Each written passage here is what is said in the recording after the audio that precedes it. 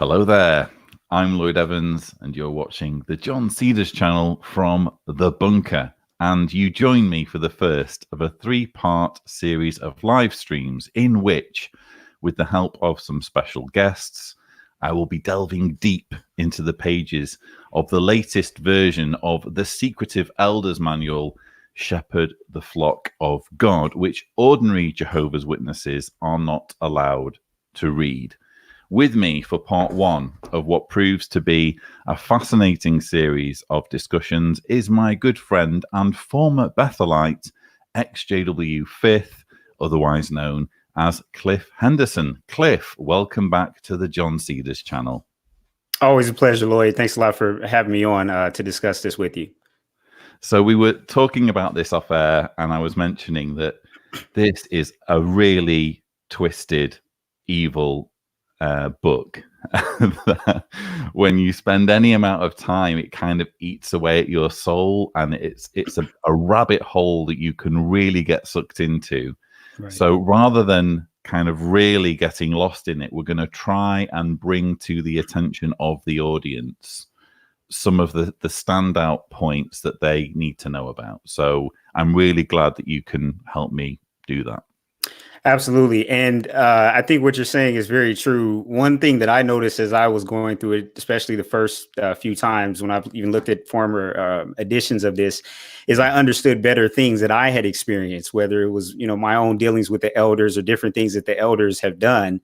And I was perplexed as to why they were doing it. Once you read this, you're like, oh, okay, they were following this book. I just didn't know the rules of engagement. So I think it could be something that's very powerful for people who have already left to be able to find some sort of closure, at least explanation for things that have happened. And those who are on the fence, maybe, propel them to actually make a decision and decide they no longer want to be under these rules. Indeed. And this is obviously a live stream. We will try to bring in the comments of those of you watching as much as time will allow, although we do have a lot of material to get through in this particular video. Ethan Freehawk Lamas says, excellent, expose one of the bizarrest tools of Watchtower. Greetings, Lloyd and Cliff. Mexico. We also have a comment here from Risha K. Mida. I have always thought that the secrecy of the Elders Manual was hypocritical. They can publicly shame the flock, yet the elders keep secrets. So keep these comments coming in, even if I don't get to see them because my head is in this book. I'm sure others will benefit from hearing what you have to say. I will also, two quick disclaimers. First of all, this live stream has been requested by my patrons, so I must thank them for coming up with this concept. And I also want to mention that if you're watching this after the fact, I intend to break down the chapters. Well, when we switch to certain chapters, I intend to put a timestamp in the description. So again, if you're watching this after the fact and there's a specific chapter that you're interested in, check in the video description and hopefully you'll be able to get to that part of the live stream much more quickly.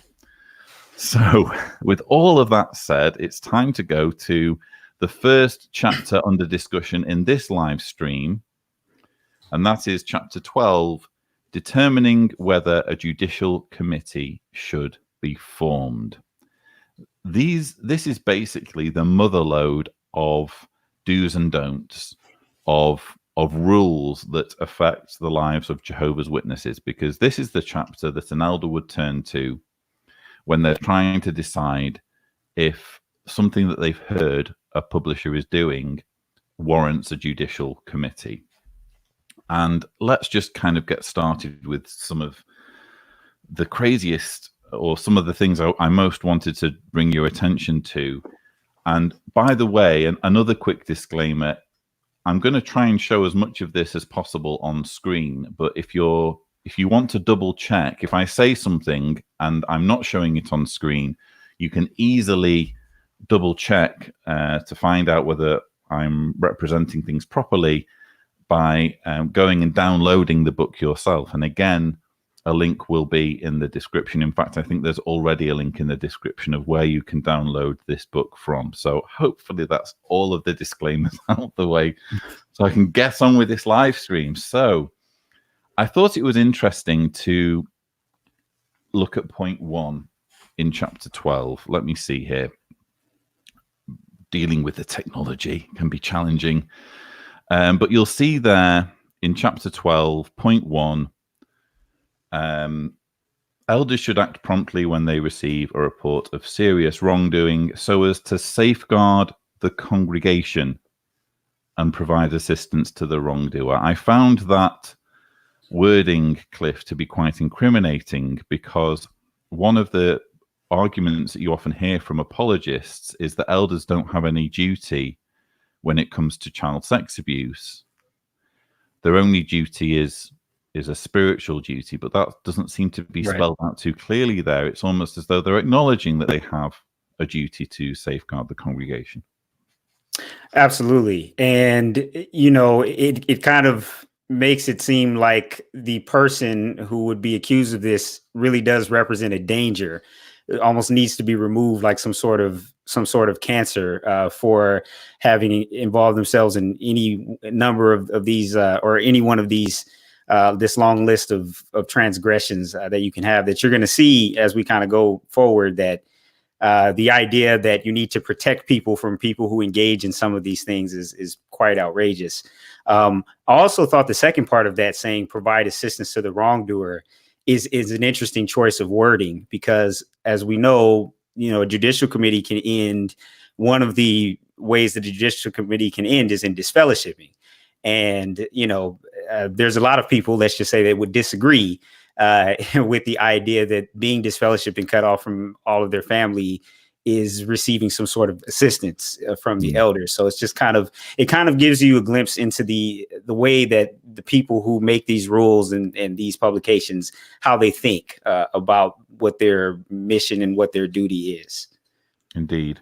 And when it comes to the list of do's and don'ts, the list of rules that you can have your life turned upside down for violating, this point here I found interesting, because it says, of course, this list is not comprehensive.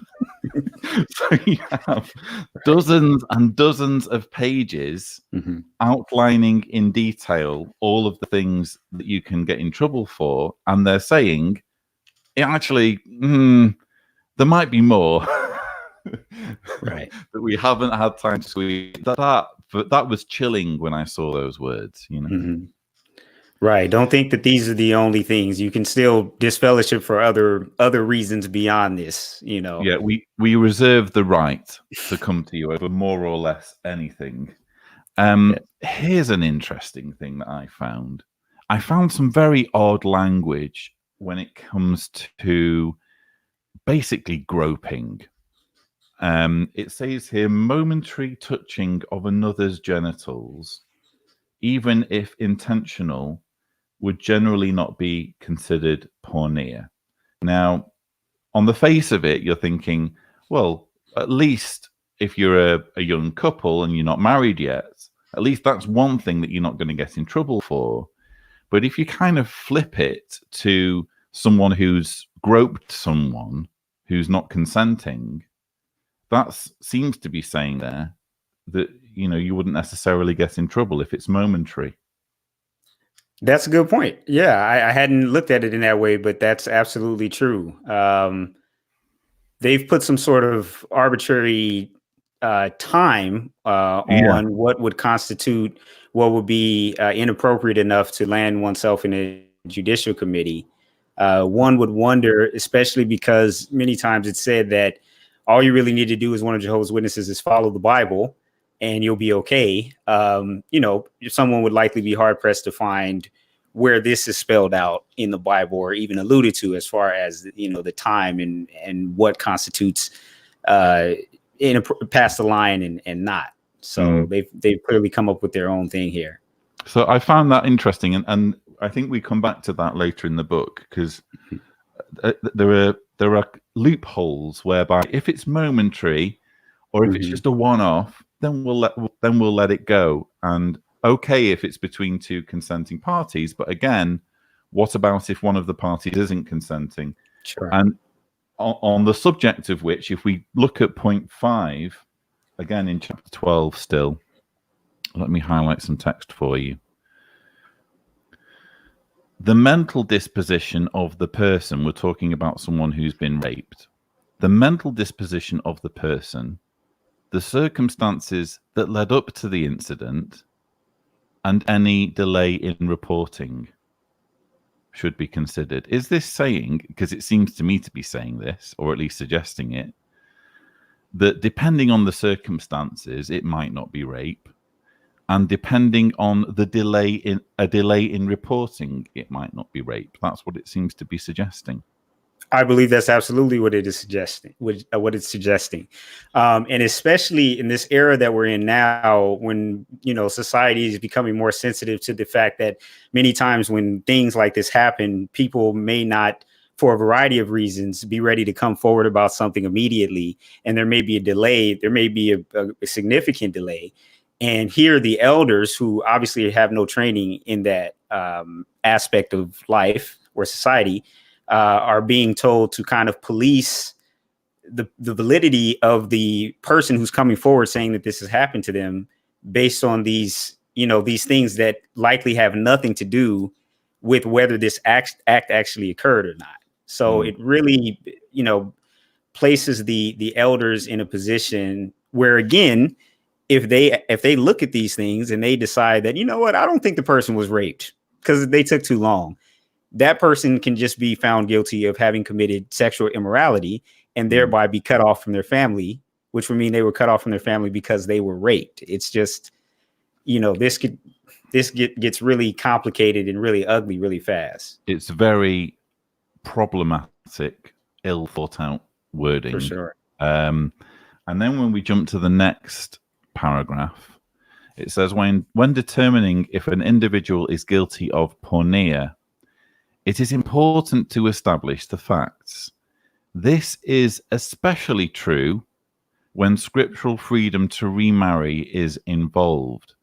Now, to understand this, you kind of have to sink into the mindset of a Jehovah's Witness elder, because what becomes very apparent when you're reading this book is that, how can I put it? Adultery has its own level of significance for elders, and whether people are scripturally free to remarry or not. And this has all sorts of connotations, as I'm sure you know, when it comes to domestic violence, because witnesses believe, or the organization teaches, that you're not allowed a divorce, even if you're being abused by your spouse, if there's no adultery. Right. But what's interesting here is it's saying, yeah, establishing the facts is important. It's always important, but it's especially important if we're trying to determine whether someone's scripturally free to remarry or not. Exactly. And yeah, like you said, I think that's something that we'll kind of delve into more detail in a little bit later. But it's like you said, it has been put in its own category, and they're allowed to delve into things, further than they would be if that were not the situation, if it didn't involve someone trying to establish that they were free to remarry. Yeah, and the level to which they fixate over this will hopefully become clear as we press on, which we now will. This is an interesting part, which I know you've looked at in the past, Cliff. This whole loophole. Well, I wouldn't even call it a loophole. It's more of a reason to catch people. Strong circumstantial evidence of sexual immorality. What this whole section is saying is that there are exceptions to the two-witness rule, but not as respects child sex abuse, only as regards determining whether there has been adultery. Again, there's a whole other level of obsession attached to whether there's adultery as opposed to whether another type of sin has been committed. But what's interesting about this whole section on, and it takes up, let me see here, 3 points. So it takes up point 7, 8. I'm sorry, and Lloyd. 9. Are you hearing a dog barking? Yeah. I hate to do this on a live stream. Let me try to take care of that in just a few seconds. Don't shoot it or anything. Yeah, I won't. I won't. No one report me. It's going to be humane. While Cliff is dispatching his dog, let's take a look at some of the comments, shall we? Because I realize that there are now over 300 watching, and I'm blown away by the interest in this subject. So let's just see here. Sorry about that. That's okay. So Manassas79 says, delay in reporting, absolutely disgusting when we all know the trauma someone has gone through this. I think this is referring to what we were saying earlier about rape. Southern Boars Lady says it's just a business masquerading as the only true religion. And Phil Marley says Watchtower have created their own mess. This book contributes to this mess. So little opportunity while you were shooting a dart into your dog to take in some of the comments there. And let's get back to this book, because again, the whole circumstantial evidence clause takes up points 7, 8, and 9. It's actually 2 full pages of text dealing with what constitutes circumstantial evidence. And I'll select a small part for you here. Consider an example in which judicial action would be warranted. A married brother spends an inordinate amount of time with his female secretary after work hours, but insists there is no romantic interest. His concerned wife informs the elders, who give him strong counsel. Later, when he claims to be leaving overnight for a business trip, his suspicious wife and a relative follow him to the secretary's home. And then it goes on to give a scenario where the secretary invites him in, and they are in the same building all night. And in those instances, someone would be disfellowshipped for adultery because there's circumstantial evidence of adultery. Again, this is a rule that is not applied to child sex abuse. But apart from that double standard, you also have the hypocrisy that a certain Watchtower leader would fare very badly under this provision if his personal life were scrutinized. Because as I've covered in previous videos about Joseph Rutherford, he had someone follow him around everywhere, Berta Peel, who actually left her husband to be Rutherford's assistant. And she was supposed to be, I think, his physician, even though she had no formal medical training. She'd left her husband to be by his side constantly, went round the world with him, was staying, goodness knows what the arrangements were for accommodation. But Rutherford was married, and he lived apart from his estranged wife and son, and his estranged wife and son didn't even come to his funeral. And yet it's like, it's interesting to see the way there's this much focus on adultery in the 21st century, when one of the organization's own founders, who very much manufactured the organization into the form it is today, lived almost under an entirely different set of rules. I think that's very true. Yeah. And, you know, another thing that I was thinking about as I was looking at these very specific examples, I don't know if you were going to cover, you know, they're talking about somebody's like over at a gathering and the last train leaves and all this kind of stuff. And you're thinking, wow, a lot of this stuff has probably actually happened. And, you know, they had to sit here and come up with a solution for these things. Whereas, you know, they could have just left these things alone and, you know, not tried to separate people's family based on all of these nuances. But, you know, this kind of gives you a glimpse into the type of matters that they have taken on in the past and tried to adjudicate. Yeah, I'm glad you mentioned it at the last train leaving, because that was a fascinating paragraph. Yeah. I don't want to dwell on this whole section too much. It's suffice to say, it's a glaring double standard that Watchtower isn't even remotely interested in addressing. But there's this bizarre thing where it gives a series of scenarios where you wouldn't get in trouble. And one of them is two unmarried individuals, and there's a party. And after attending this party, a guy leaves to catch a train, but he's missed the last train. So he goes back to the sister's home where the party was. She's alone in the house, and they get to sleep together in the same house because of these extenuating circumstances without there being judicial action. I wrote in my notes in my actual physical copy, yeah, right. Oh dear. Right. Good grief. Anyway, let's move out of that whole section. I think we've dealt with that. So here we have another part of the book that's touching on domestic violence, adulterous marriage. This is basically the clause right here that I've highlighted, under which a domestic violence victim would be disfellowshipped if she legally divorced her husband and got remarried to someone else without there being adultery. Right. Exactly. And adultery and rejection, which is something I'm pretty sure we're going to cover, a little bit later. But as you kind of are pointing out, it doesn't allow for any other very extenuating circumstances why someone may want a divorce and then, later find someone who is not abusive towards them or something of that nature. It has to be, there's this very specific criteria that has to be met in order for the elders to basically okay the divorce and then the subsequent remarriage.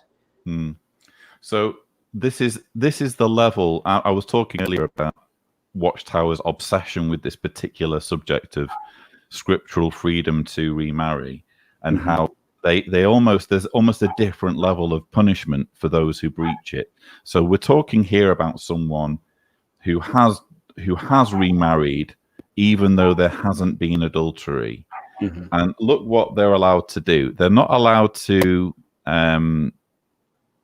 they're stripped of a whole bunch of privileges, but they still get to clean the kingdom and repair. Don't forget about that. Clean and repair. Yeah, they're allowed to enhance Watchtower's property assets, but not much else. Right. And then some astonishing language here.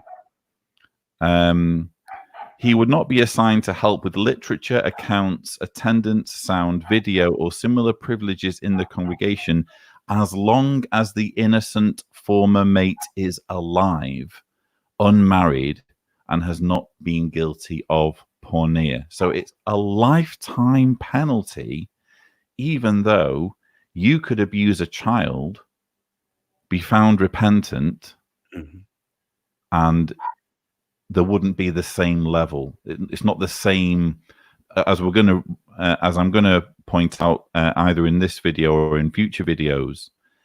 They don't write off the possibility of you having privileges at some point. This is a lifetime penalty. They treat this more seriously than those who would abuse children.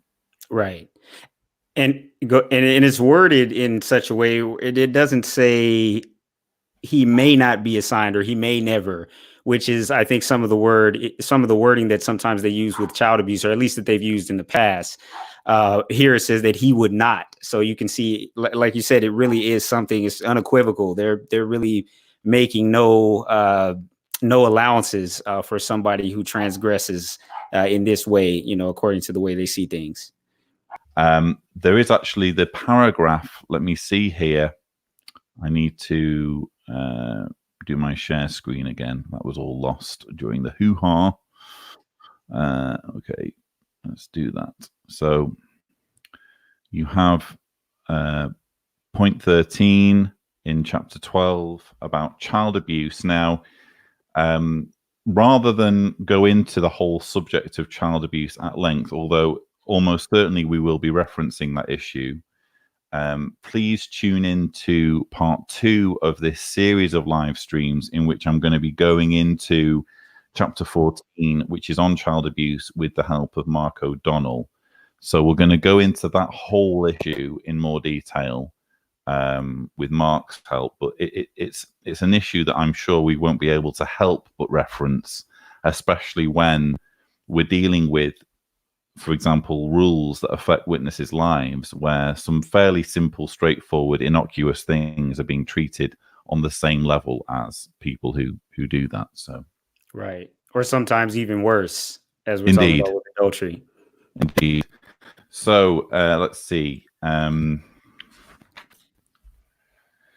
So we go back to, I was talking before about groping, and you have it here again. And again, if you're a witness, especially if you're a young witness and you're interested in relationships with people to whom you're not married, you're going to probably breathe at least a sigh of relief that there's some latitude in this. And I do understand that, but it's just fascinating how arbitrary some of this is. You have there some wording that says momentary touching of intimate body parts or caressing of breasts, if such conduct occurred on a few isolated occasions, especially between two persons involved in a courtship with the intent to marry, counsel from two elders may suffice to handle such minor uncleanness. There's kind of these arbitrary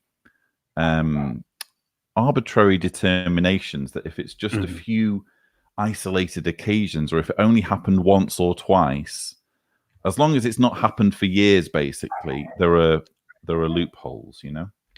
Right. And witnesses aren't bothered about these loopholes.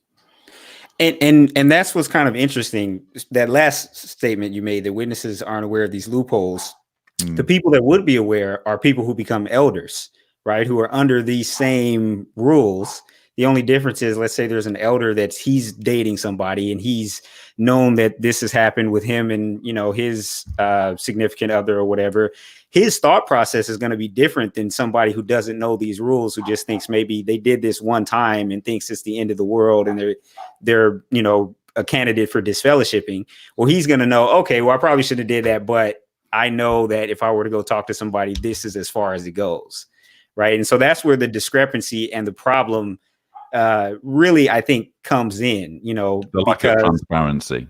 Exactly. And there's only a select few. If you think about the percentage of people in a congregation who are elders, it's such a small percentage. You know, how is that fair, for lack of a better term? You know, we can kind of see how those discrepancies could come in. Indeed. And there's a similar latitude allowed for immoral conversations over the telephone or the internet. It says that if such conduct occurred on a few isolated occasions, judicial action may not be necessary. Again, this isn't something that witnesses are told. Right. That you're allowed to do it on a few isolated occasions, but that's it. But they could have an immoral conversation over the telephone once and be plagued with guilt. Exactly. Now, this is interesting here. Viewing abhorrent forms of pornography. I was interested in this word, abhorrent. So you're telling me there's non-abhorrent forms of pornography? And what's interesting is that is exactly the case. So probably you'll be able to guess what it means by abhorrent versus non-abhorrent.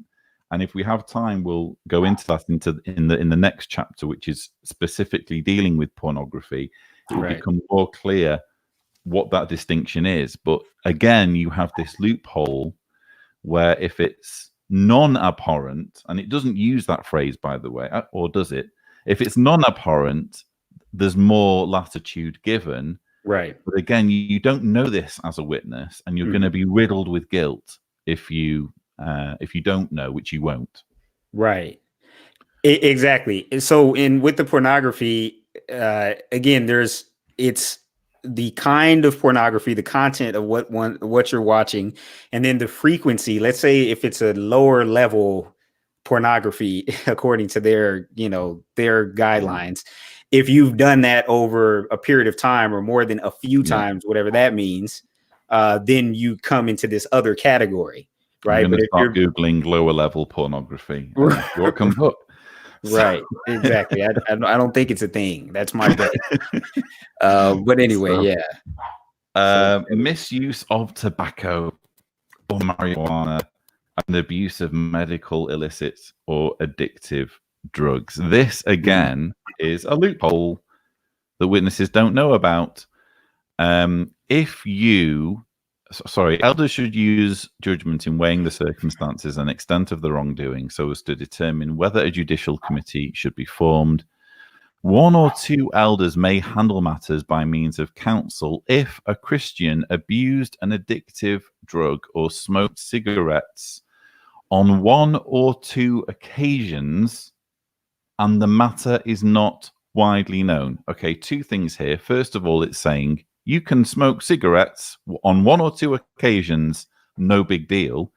And secondly, where it says the matter is not widely known, I was pulling my hair out at the number of obvious examples in this book of gossip culture. So in other words, are witnesses gossiping about this or not? If no one's gossiping about it, what does the congregation think? As though the congregation's going to be polled on these issues. So much of the rules relates to what do other people think? What are other people's opinions? Even in one place, what do outsiders think? Even though outsiders are going to be destroyed at Armageddon, what are their opinions on this? So it's astonishing how much of this relates to what people's opinions are, as though that's relevant when we're talking about matters where people's lives can be, torn to shreds with shunning. But again, this is a loophole that a witness who tries a cigarette or smokes some pot will not know about.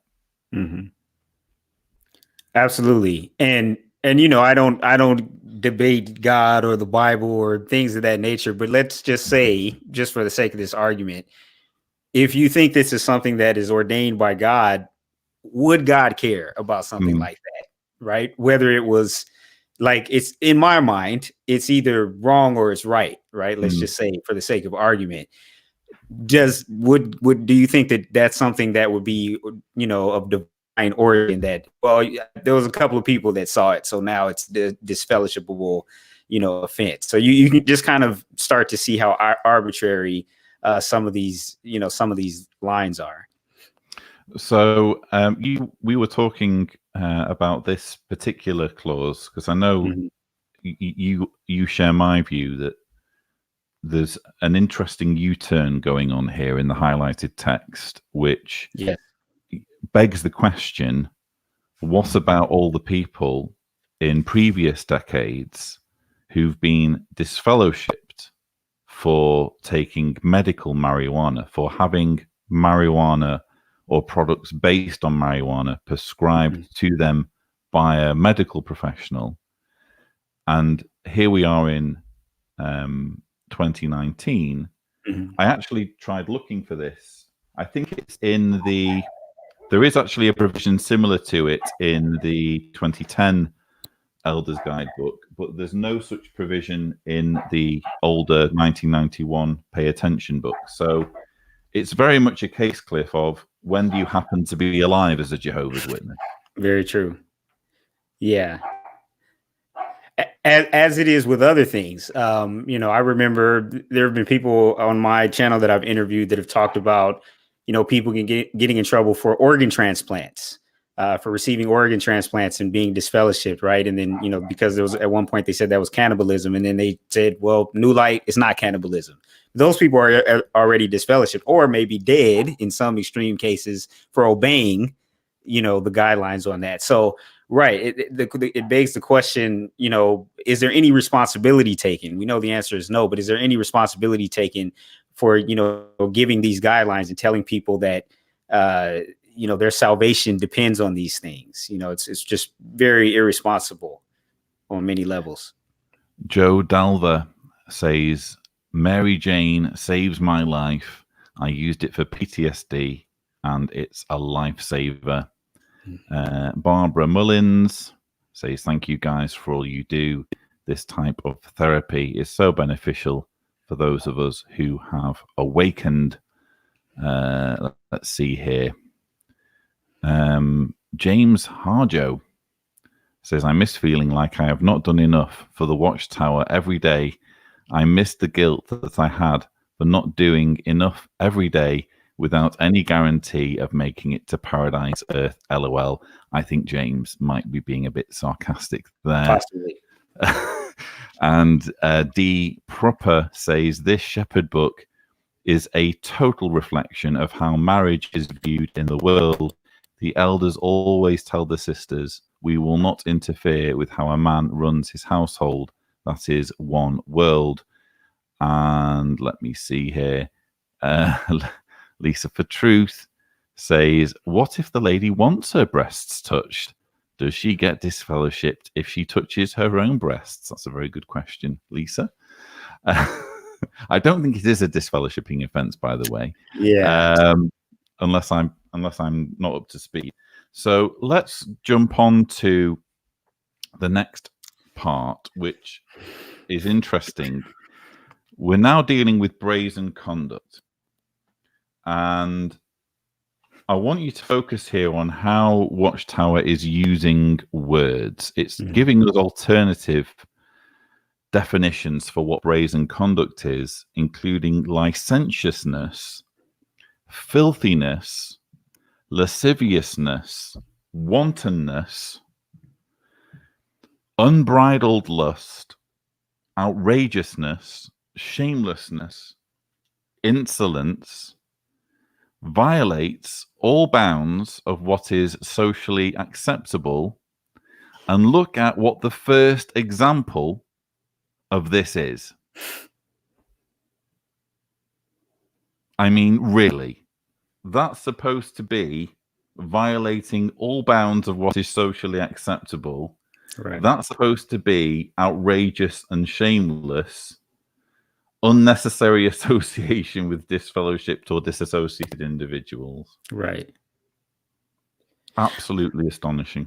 I hadn't even made that connection, the way that you just laid it out, but it's like, of course, something completely just out of bounds. Like, let's say talking to somebody that's not in your religion anymore, for example, right? We all agree that that's just completely outrageous.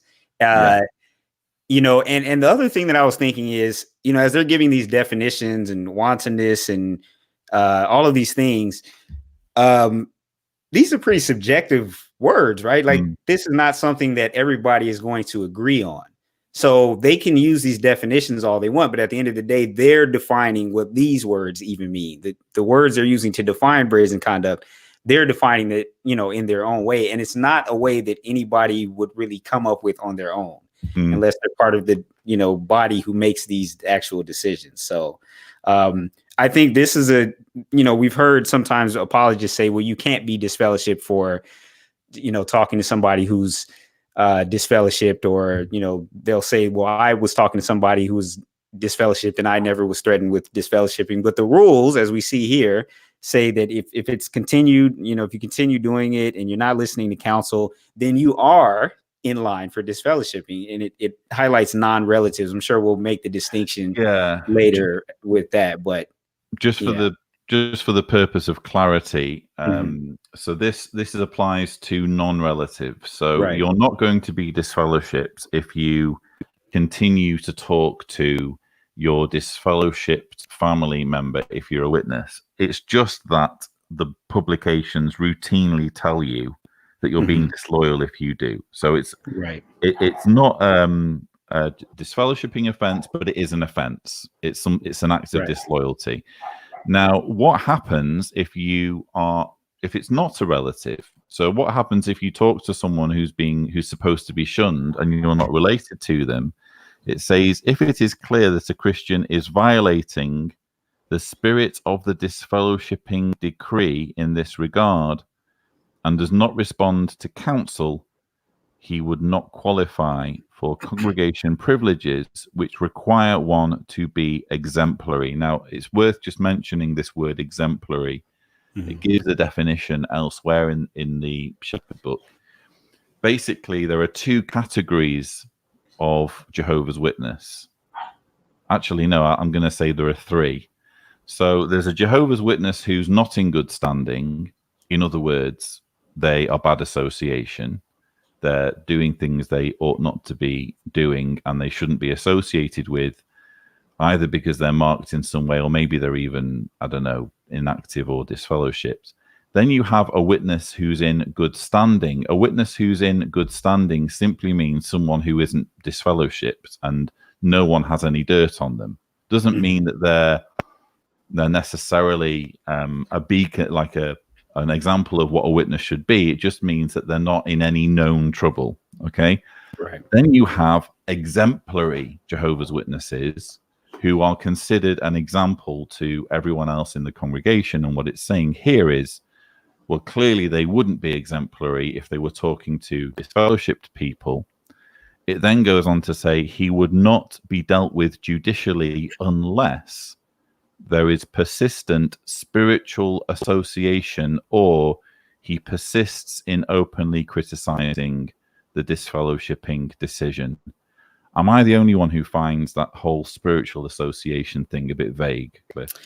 Yeah, that's very vague. Yeah.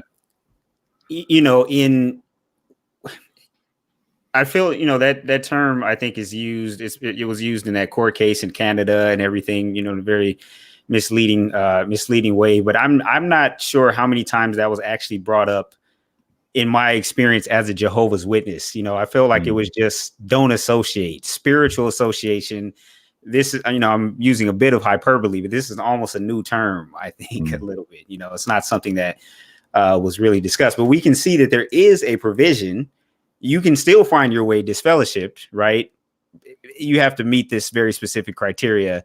I think what they're doing is that they are allowing elders the chance to disfellowship people, right, if they consider the association to be, quote, spiritual. Exactly. So right. there's a purpose, there's a function, as far as I'm concerned, in them not supplying like an explanation of what constitutes spiritual association. Right. And bearing in mind that language that we had earlier about brazen conduct being violating all bounds of what is socially acceptable, outrageous, shameless, etc. Look what the second point is: dating, though not scripturally free to remarry. Right. So this is what I was saying earlier. They are obsessed with this notion of keeping marriage absolutely pure, absolutely sacred, and not allowing people to remarry for any other reason than adultery. Right. Now, there are some interesting provisions. And I say interesting because, okay, let me put it this way. Think of how much material is devoted to sex and immorality. Look at the 2 pages I showed you earlier about circumstantial evidence as to what would constitute adultery and that kind of thing. They devote pages upon pages upon pages to what is or isn't porneia, what is or isn't adultery, what is or isn't sex outside of marriage. Let's talk about phone sex. Let's talk about, you name it. There's a chapter on pornography, okay? Look at this. Here you have 2 fairly short paragraphs on drunkenness, which again boils down to gossip culture. Who knows about it? Is there notoriety? If there's no notoriety, all depends on who's talking about it. Gluttony, 1 paragraph. This is another one where you have a clear rule in the Bible.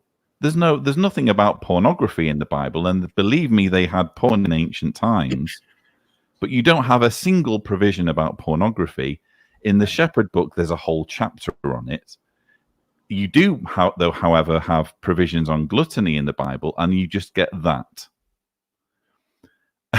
And then you have nuances, whether it's drunkenness or gluttony, or we're going to talk about stealing even a little bit later.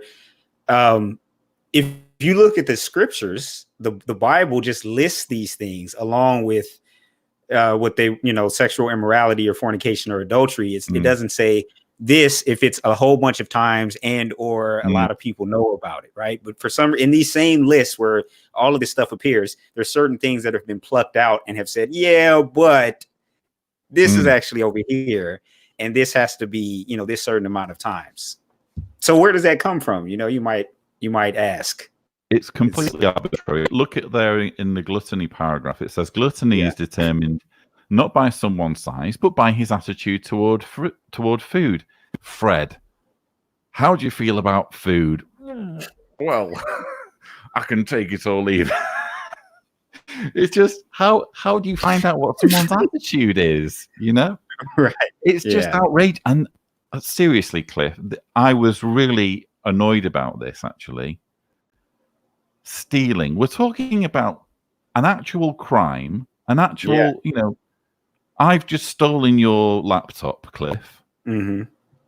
Well, Lloyd, though all stealing is wrong, the body of elders should use discernment in weighing the circumstances and the extent of the involvement in wrongdoing to determine whether it is a judicial matter.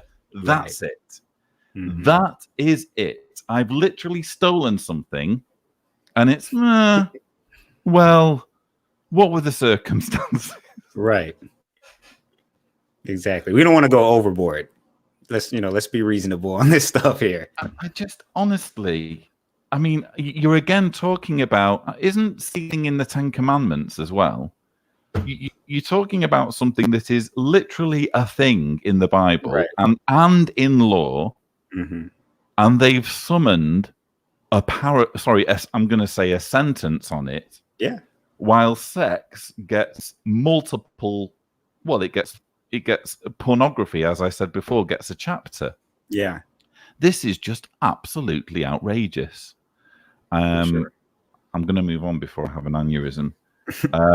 Deliberate malicious lying. This was interesting. So those who follow the channel quite a bit will know all about theocratic warfare. And in my view, Cliff, there's a lot of latitude for theocratic warfare in these two paragraphs. For sure. Yeah, I mean, because of the way that the organization at certain levels defines lying, you can look in the dictionary and see what it means to lie, but their definition, has something to do with, outside of this book, they've talked about it, withholding information from someone who deserves to know the answer or something like that. But we see here, there's some sort of, definition given. It talks about deliberately harmful or harboring ill will and, things like that. And then they determine what's petty lying and what is, minor lying and major lying, and what would cause you to lie, if it's because you're scared of somebody or not, and all of these kinds of things. Again, very arbitrary. But we're talking about something that actually is in the Bible. Right. I think, isn't there a verse as well where it says it lists the things that Jehovah hates? Yeah. And a false tongue is one of those things. And yet again, you have this, what are the circumstances? It really is shocking how the whole obsession of this organization, as is obvious when you read the book again, is sex. Immorality, immorality. Everything else is just in the periphery of this central issue that they're interested in policing. Exactly. Point 28 is probably worth mentioning because it's a good thing. One who reports an accusation to the police, the court, the elders, or others who have authority to look into matters and render a judgment would not be viewed by the congregation as guilty of committing slander. This, of course, has been an issue with child sex abuse because there's been anecdotal reports of sex abuse victims being threatened with judicial action on grounds of slander if they go to the authorities. I did actually check in the Shepherd book, and you have the same provision, but in the Pay Attention book, there is no such provision. So although there isn't like a hard date as to when things changed, it certainly wasn't spelled out that there was this provision in 1991. And of course, when we're discussing child sex abuse cases, we are often discussing cases from the 90s, aren't we, or thereabouts? So, right. Okay, I think we're making headway here. Obscene speech. I know that this is one of your particular vices, Cliff. When you're not on camera, it broke up right when the voice broke up a little bit. I didn't hear what you said. It's okay. I said this is one of your particular vices. Oh yeah. When you're not on YouTube, honestly, for sure. As soon as I turn it off, your mouth out. I let the expletives fly. So yeah, this is. I think this is worth highlighting, if only to again point out the priorities here. Obscene speech or swearing too much, despite repeated counsel, that seems to be a thing. There are certain things in this book that only require counsel, and other things where it's a straight disfellowshipping offense. This is something where you can have repeated counsel, but if you persist, this would include obscenities used both in written and in oral communication, such as internet chat rooms, phone sex, or email. It's basically possible to be disfellowshipped for swearing, just as it's possible to be disfellowshipped for child sex abuse. It's just, again, the way that these things are given a form of equivalency is just really disturbing. Yeah, and I was going to say, if you think about it, so in theory, not even in theory, this can really happen. You can be reproved for child sexual abuse if you show the right attitude, right? Supposedly, if you're repentant. And then on the other hand, if you have this really bad cursing streak, you can end up disfellowshipped for that. You know, think about that for a second. That's pretty crazy. It's messed up. Yeah. Now, here's an interesting one. I was talking to Deanna about this earlier. This is a proper rule change here. Yeah. So greed, gambling, extortion. Viewers, I don't know how many of the 414 that are now watching are actually Jehovah's Witnesses, either physically and mentally out, or you're just kind of watching because you're curious. But ordinary Jehovah's Witnesses have not been told that you are now allowed to gamble, so long as it is quote unquote petty gambling. So let me highlight some text here. Elders do not generally involve themselves in what an individual does with regard to petty gambling solely for entertainment. However, if such petty gambling affects his spirituality or becomes a cause of stumbling for others, counsel should be given. As long as it's petty gambling, and as long as it's solely for entertainment, have at it. But if you look at the KS10, the previous Shepherd book, this is literally what it said about gambling. I'm going to quote word for word, and if you don't believe me, go and download the book. It said, Christians should avoid gambling in all its various forms, including lotteries.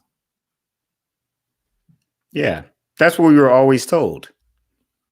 It's a rule change, which is fine. Well, I say fine fairly cautiously, because what the hell was going on when this was written?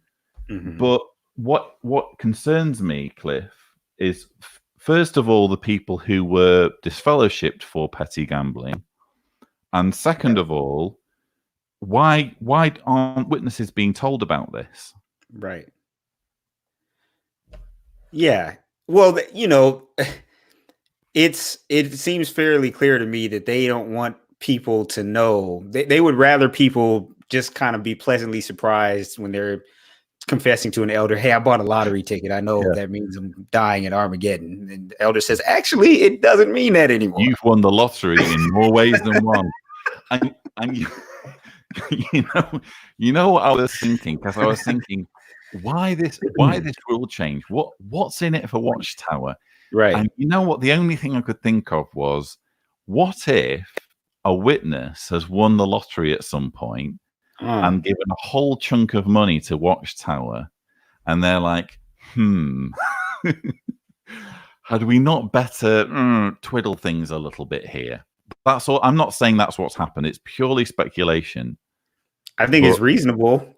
Yeah, I can't think of another reason why they would relent on this. Yeah. You know? Okay, so there's let's just get a little bit of reaction, shall we? Because my brain's fried already. This book, it really does eat away at my soul. Yeah. Cliff manages to stay very jovial, but I've had very angry moments. That's when all the cursing happens, when I've been reading this to myself. Katrina Smith, help us, Katrina. Definitely not the org I grew up with. Lottery, here I come. Oh, they may want proceeds from any big winner. Exactly. What other reason would they have? I have to ask.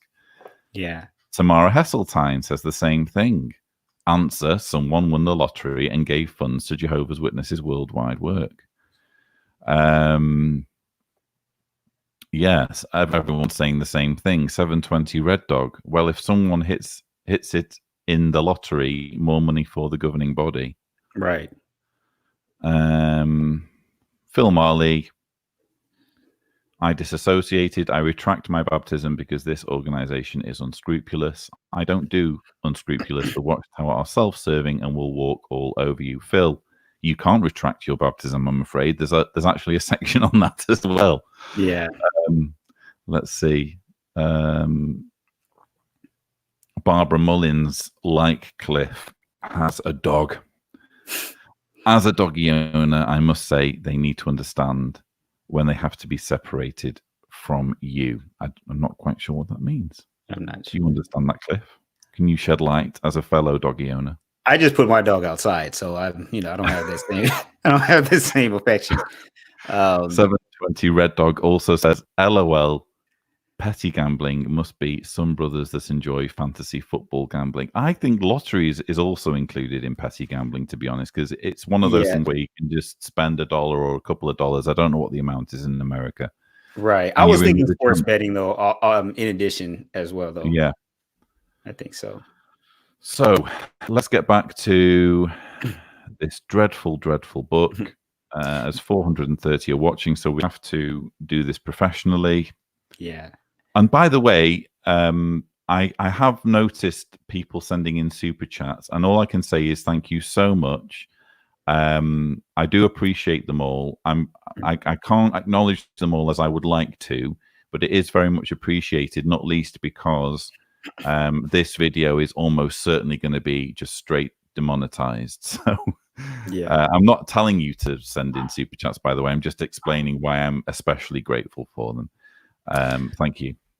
Lloyd, do you mind if just before we move on from the gambling, I don't want to spend a whole lot more time on it, but just in paragraph 32, very briefly, because this is another one of those head scratchers. Yeah. It says that, I'll read it from what you have here.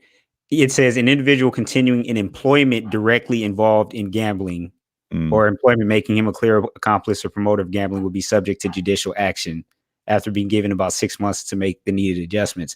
I want to point out that it doesn't say an individual involved in something more than petty gambling, right? So what I understand this to mean is you can be a petty gambler, but you cannot be the person facilitating the petty gambling.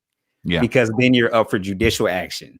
But if you're just a consumer, not only are you not up for judicial action, you may know the elders won't even generally involve themselves with that. It's just, again, where does this come from? And who is aware of these rules? Go ahead. If your congregation elders find out that you're working the blackjack table, you will get 6 months, which again, to find a new job. And if you don't get a new job after that 6 months, then you'll be disfellowshipped. But again, why 6 months? Where in the Bible does it say 6 months? Right. It's a very, very arbitrary period. And quite frankly, a lot of gambling can be done in 6 months. So yeah, you can change your life for the better or for the worse. It really is an astonishing book. Yeah. Here's an interesting one. Refusal to provide for family. Adamant refusal to provide materially for one's own family, leaving wife and children destitute when having the means to provide may warrant judicial action. My question is, what about refusal to provide emotionally for the family, as in cases where parents are told to shun their children? Why is it just about money? Absolutely. So that was my point for that one. And okay, so here you have the section on domestic violence. A Christian who cannot control his anger cannot be viewed as exemplary in the congregation. After his attitude, the pattern of behavior and the severity of damage to the lives of others have been considered. A person who gives in to uncontrolled fits of anger may need to be dealt with judicially. In questionable cases, consult the service department. Absent from this paragraph, Cliff, is any mention of the need to protect abused spouses. Right. And even the term domestic violence is only in the subheading. It's not even in the paragraph. It's just talking about general violence, like equating all of these things as if they're all the same. So yeah, that's definitely something that's irresponsible on their part not to include that. You also, talking on the subject of petty, if a Christian took up professional boxing and refused to stop despite repeated counsel, I'm imagining elders at the ringside, Don't hit them. oh, good grief. Judicial action would be appropriate. I mean, come on. Yeah, it's silly. And then you have this section on manslaughter. This for me is very represents a clear double standard.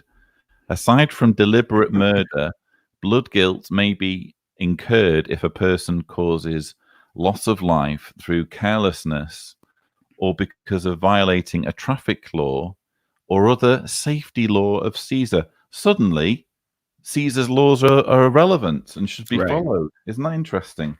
And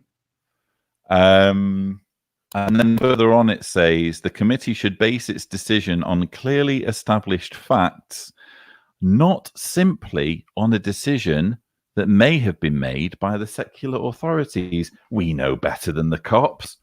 Elders can know better than law enforcement when it comes to finding out whether there's been manslaughter. Madness. I know. It seems like it's getting progressively worse. As is my mental health as I'm reading this. Apostasy. Here we go. We're into the good stuff now. Right. Apostasy is a standing away from true worship, a falling away, defection, rebellion, abandonment. It includes the following. Oh, this is interesting. Who'd have thought, Cliff, that celebrating a false religious holiday, Christmas, is an act of apostasy requiring judicial action? Correct me if I'm wrong, but didn't Jeffrey Jackson say that you could celebrate Christmas and not be disfellowshipped? Yeah, I'm pretty sure he said that in case study 29 of the Australian Royal Commission. Indeed. And he had a copy of this was the book that he had at that time, because this is obviously the update, but it has the exact same provision in the 2010 Shepherd book. Jeffrey Jackson is a governing body member, but he is also an elder, and all elders have to have a copy of this. And he knew what was in it, or at least he should have known what was in it, because he helped write it. And he just straight up lied to the Australian Royal Commission. But of course, we've already learned that lying under points 22 and 23, Well, let's just see what the circumstances are, shall we? Right. Deliberately spreading teachings contrary to Bible truth. Of course, we all know who gets to decide what Bible truth is. Okay, here's an interesting thing. If we scroll down to evidence establishing wrongdoing, now we are into the part that, do you remember in the 2010 Shepherd book, Cliff, you had that really damning screen grab that got circulated. I think it even was shown on maybe Leah Remini's show, which you and I were on, where it said that elders will leave matters in Jehovah's hands. Right. Well, that was dealing with the two-witness rule. And so what's interesting is that we're now into the territory of the two-witness rule, and they've tweaked the wording. I don't know whether you noticed. Yeah, I did notice that. They basically eliminated that wording because it was very embarrassing for them. Right. So here it's talking about there must be two witnesses to a confession. This is interesting. A guilty plea entered in court by a Christian as part of a plea bargain, perhaps on the advice of an attorney so as to avoid the possibility of a harsher sentence, would generally not in itself be viewed by the congregation as an admission of guilt. Right. You can stand before a court of law and plead guilty, but that won't be necessarily considered as a confession of guilt. Isn't that interesting? Right. I wonder why that would be. Yeah, I know. Madness. I can think of certain sins or crimes that would probably cover. Yeah, especially crimes that might, I don't know, cause Jehovah's name to be besmirched in some way. Right. So then we have the eyewitnesses provision. This is talking about how it doesn't necessarily have to be two eyewitnesses. It could be witnesses to the same type of wrongdoing, which we often refer to as the two victim rule. Here's an interesting part here. The testimony of youths may be considered. It is up to the elders to determine whether the testimony has the ring of truth. Right. The testimony of unbelievers and disfellowshipped or disassociated ones may also be considered, but it must be weighed carefully. In other words, if it's a child, if it's a disfellowshipped or disassociated one, so honestly, it's so biased in favor of people who are walking the line as Jehovah's Witnesses. And who are adults. Yes, also, indeed. And especially if you consider that in light of what is the biggest black eye, arguably, on Jehovah's Witnesses right now, which is the issue with how they deal with child abuse. Honestly, you're kind of surprised this is in here, worded this way, especially them knowing, how people have access to this, because this is something that Angus Stewart keyed in on. I forget if he was talking to Spinks or if he was talking to Jeffrey Jackson. You probably know better than me, but during the Royal Commission, this is the point that he made. Isn't this saying that you're to, basically tend to disbelieve more times than not, especially young people, and so it really sets the stage for all of these horrible things that we've already, seen in great detail. Even though we know that, it's very unlikely that a child would lie about something like child sex abuse. It's not something that their mind would generally come up with. It's not common. So 41, I'm actually going to say something nice here about Watchtower, because they've inserted this sentence. This is not in the 2010, as far as I can tell. They've inserted a victim of rape or of child sexual abuse is never required to confront the accused. I welcome the insertion of that sentence, as I'm sure you do, Cliff. There is still one concern, which is that when you look later on in the book, it seems to allow a possibility for witnesses to be brought back in to hear someone being reproved. And I think that they need to be eliminated from that process as well, unless it's something that they want. Right. But at least this is welcome. Sure. And then you have the new wording in the old book. Let's just see here. Can I just find the original wording as quickly as I can? I think it was page... Oh, here we are, page 72 in the original book. It said, if the accuser or the accused is unwilling to meet with the elders, or if the accused continues to deny the accusation of a single witness and the wrongdoing is not established, the elders will leave matters in Jehovah's hands. And here they've changed it to the matter cannot be handled judicially, which I'm pretty sure, Cliff, that's just a case of avoiding embarrassment. Yeah, it means the same thing, It essentially means the same thing, I think. But yeah, I think that wording, I can imagine the organization trying to distance itself from that specific wording because it's caused a lot of embarrassment. And then you have a very interesting paragraph. Now, call me skeptical, Cliff, but and Watchtower could argue that this is simply them wanting to follow through with any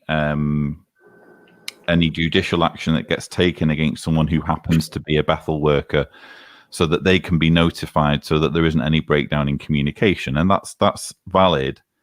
But it could also be there's at least a possibility here that different rules might apply depending on how high up in the organization you are. Because it's not saying tell us once you've dealt with it. It's saying if the elders learn of an accusation regarding people in any of these positions, they should immediately contact the service department for direction. So it's not to notify us, it's so that we can give you direction, which, I don't know, for me, it just has a bad whiff about it, almost as if, again, if you are sufficiently high in the organization, different rules apply. Right.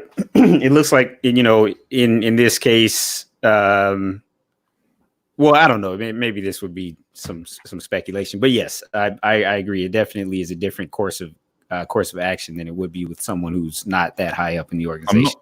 I'm not saying that's what it means. It's just concerning. Right. That's all. Sure.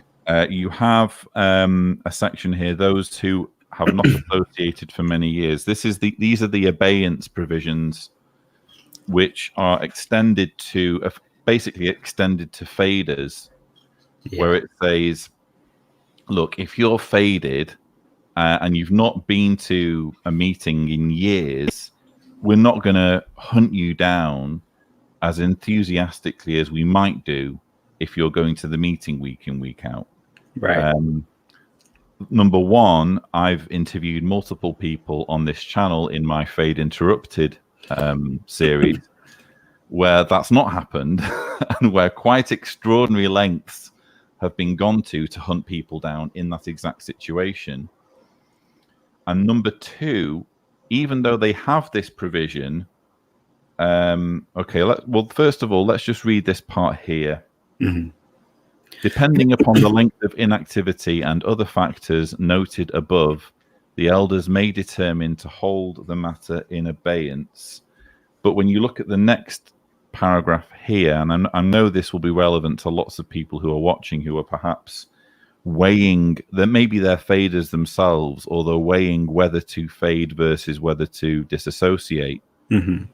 It says, if the sinful conduct, if they're involved in sinful conduct and it's known only to believing family members and no congregation action has been taken, believing relatives will likely determine to curtail family association severely, viewing the relative as bad association. It's saying here, look, you're still going to get shunned if you're doing anything that we disapprove of. Right. And because this information is for the elders, who is it that is going to tell those believing, those witness relatives that the best course of action would be to curtail or cut that communication off. Obviously, it would be the elders. So it's still something that is going to be viewed as being sanctioned, from those at the top of the congregation. If you don't mind, is it possible I could just highlight one part in paragraph 44, number 5? This is something I've posted about on my social media. Sure. That I think is kind of, just very dishonest way of conducting business, if you will. It says, is the person willing to meet with the committee, thus admitting accountability to the Christian congregation? So the way that I read that is, all right, brother such and such, we would like to invite you. Would you be willing to, come and meet with the committee? The person says yes. And it's like, that's it right there. See, he admits that he's accountable to the organization. And at that point, they have the green light to be able to take action, against them. Whereas if the person were not to accept or, indicate in some way that they don't have accountability, then, they may not be able to proceed. I know that's not how it happens every time, but I think it's something that people need to be aware of, especially if they're trying to fade, that you have to be very careful how you answer questions and how you answer invitations. Because you don't want to pick any of these rules boxes. Aren't made clear to you. Right. No one's kind of going to tell you, oh, by the way, we operate on a hear no evil, see no evil, right, don't ask, don't tell policy, whereby if you make any noises that you still consider yourself a witness, we've got you. Exactly. And speaking of don't ask, don't tell, let's go to 57. I'm skimming through quite a bit at this point because I'm mindful of the fact that we've probably bitten off more than we can chew. So I'm getting to the juicy bits. Right.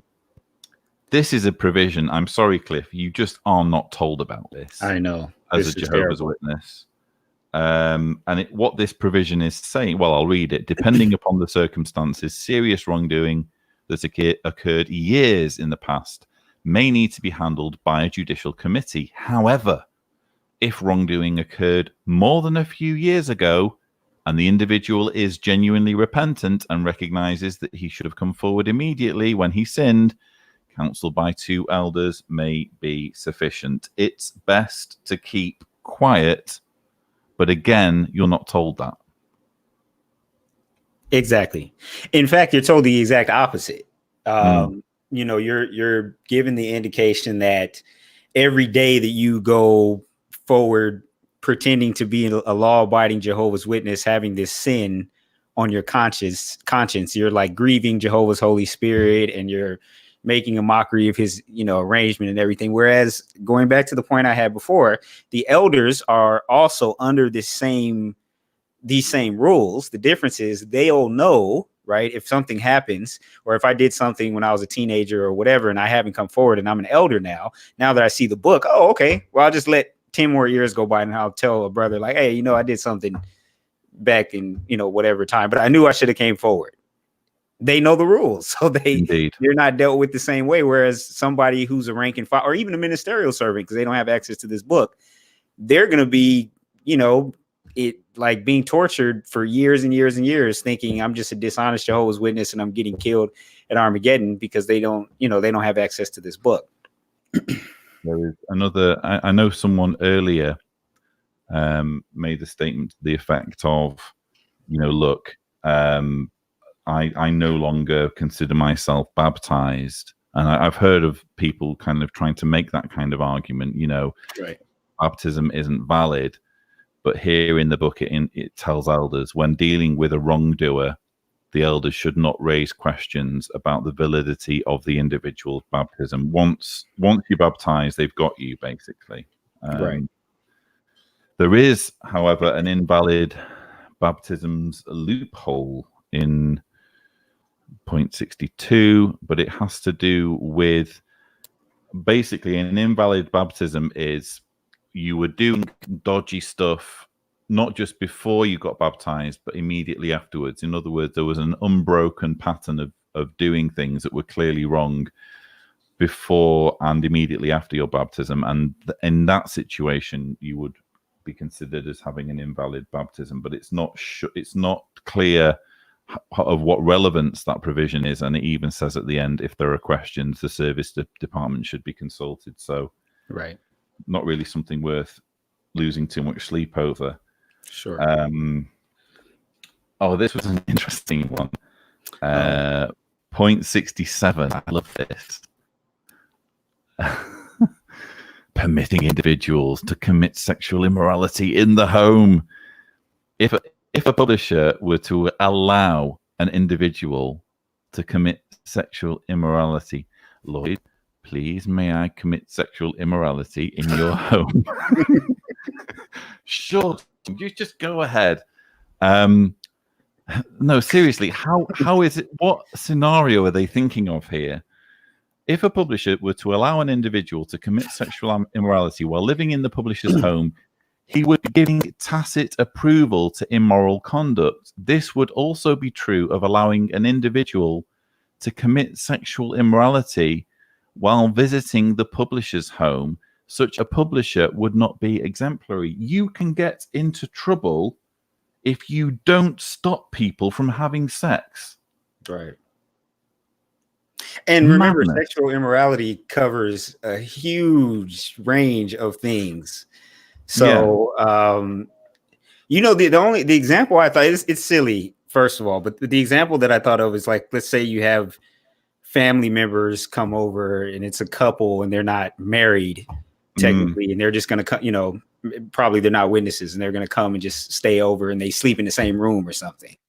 Like, is it your job at that point to be like, well, I don't want to lose my privileges, so I'm going to need you guys to sleep in different homes or in different rooms or something? Yeah. I don't know. It's like you have some guests around who aren't married, and they wake up in the middle of the night, and there you are in the corner of the room watching. Are you having sex yet? It's just absolutely astonishing. Yeah. That they're basically demanding that witnesses police each other at this point. Right. And we were talking earlier about domestic violence. Just for those who are interested in where the problematic parts are on that subject, scriptural freedom to remarry requires 3 conditions. 1, sexual immorality. 2, a rejection, which I think we're going to get to. Refusal to reconcile by the innocent mate. And 3, a legal final divorce. Notice how you do not have scriptural freedom to remarry if your spouse is beating you. Right. That's the problem. Absolutely. There's more stuff on circumstantial evidence in point 74. Again, fixating over adultery and matters to do with sex, while stuff like actual theft is almost just an afterthought. Here we go. We talked about what was the word that they used? Rejection. Right. So rejection is someone's committed adultery. Let's say the husband has committed adultery and the wife knows about it. The wife is considered to have rejected the husband if they no longer have sex. Right. If they do have sex, then she hasn't rejected the husband and they have to carry on anyway. That's basically the gist of rejection. And when we get to point 76, point 3, though verbally expressing forgiveness and not seeking a divorce, the innocent mate refuses to resume sexual relations for a very prolonged period of time, a year or even years. So this is the level to which elders are required to pry into matters of a sexual nature. Right. They get to ask, have you had sex? Of someone in this situation to find out whether there's been rejection or not. It really is astonishing.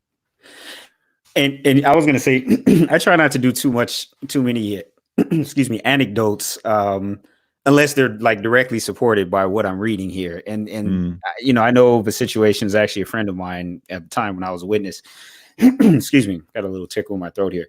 That basically, you know, their spouse had committed adultery, and then, you know, had come back and I guess confessed to my friend, and they resumed, you know, their sexual relationship. But after a while, my friend decided, you know what, I just can't get over it. I can't get over what that person had done. Well, your path, so to speak, to, you know, divorce that person is gone now, because you've resumed these sexual relationships, even if you've realized that, you know, you shouldn't have, so to speak. You've now negated that. So if you were to at that point get a divorce and then get remarried, you're subject to being disfellowshipped. Yeah. And it's just, you know, again, a lot of these things that people just don't know. But even if people did know, it's just very arbitrary. It's just things that people are making up, and it really just feels like it's just with a view to controlling people. Indeed. You know. So there's some interesting material on marking. I've spoken quite a bit about marking on the channel. Marking is like soft shunning. It's to cover a whole bunch of stuff that isn't necessarily a judicial issue, but it's considered as walking disorderly. Here's some examples here. Grossly lazy. Lloyd, you're being grossly lazy. Or critical, or being a profitless talker. Lloyd, quit with the profitless talking. That's something I'm guilty of on this channel, many would argue. Who is a constant meddler with what does not concern him. So that's the sort of stuff that can get you marked. And rather than being full-on shunning, as is the case with disfellowshipping, it's a matter of the congregation not being allowed to socialize with you outside of the Kingdom Hall and ministry arrangements, and it can be brought to a swift end if the elders are seen to be socializing with you again. So that's marking. Here's an interesting one right at the end, and I'm glad that we finally reached chapter 12, the end of chapter 12, after 90 minutes, no less. Attempted suicide. A suicide attempt may be the result of deep despair or major depression. Elders should deal carefully and compassionately with such a person. In most cases, a judicial hearing is not required. So in some cases, it will be required. It's definitely leaving the door open for that. And I think, correct me if I'm wrong, but I believe that one of our fellow ExJWs that was on the Leah Remini show with us said that was part of the reason for his disfellowshipping, if you recall, was for a suicide attempt. So that's, you know, it's definitely something that they're able to do if they feel like it's appropriate, which is just completely insane. Absolutely crazy to think that having reached the absolute bottom, having reached the darkest point in your life, the door is slightly ajar for you to have the misery compounded by potentially being punished for trying to end your life. Absolutely astonishing. So to celebrate making it to the end of chapter 12, let's take in some comments. All right. What's happening in the comments? Paul Bustwell says, constant meddling. That's most elders' wives. Up for reproof then. Oh, gosh. And most elders, I would say, this whole book, yeah. I think, is about the elders being in constant meddling. Definitely. So, anyway. Let's just see here. SW says, how long before they suggest security camera in the bedroom? They could have a dashboard if, and then we're left to wonder.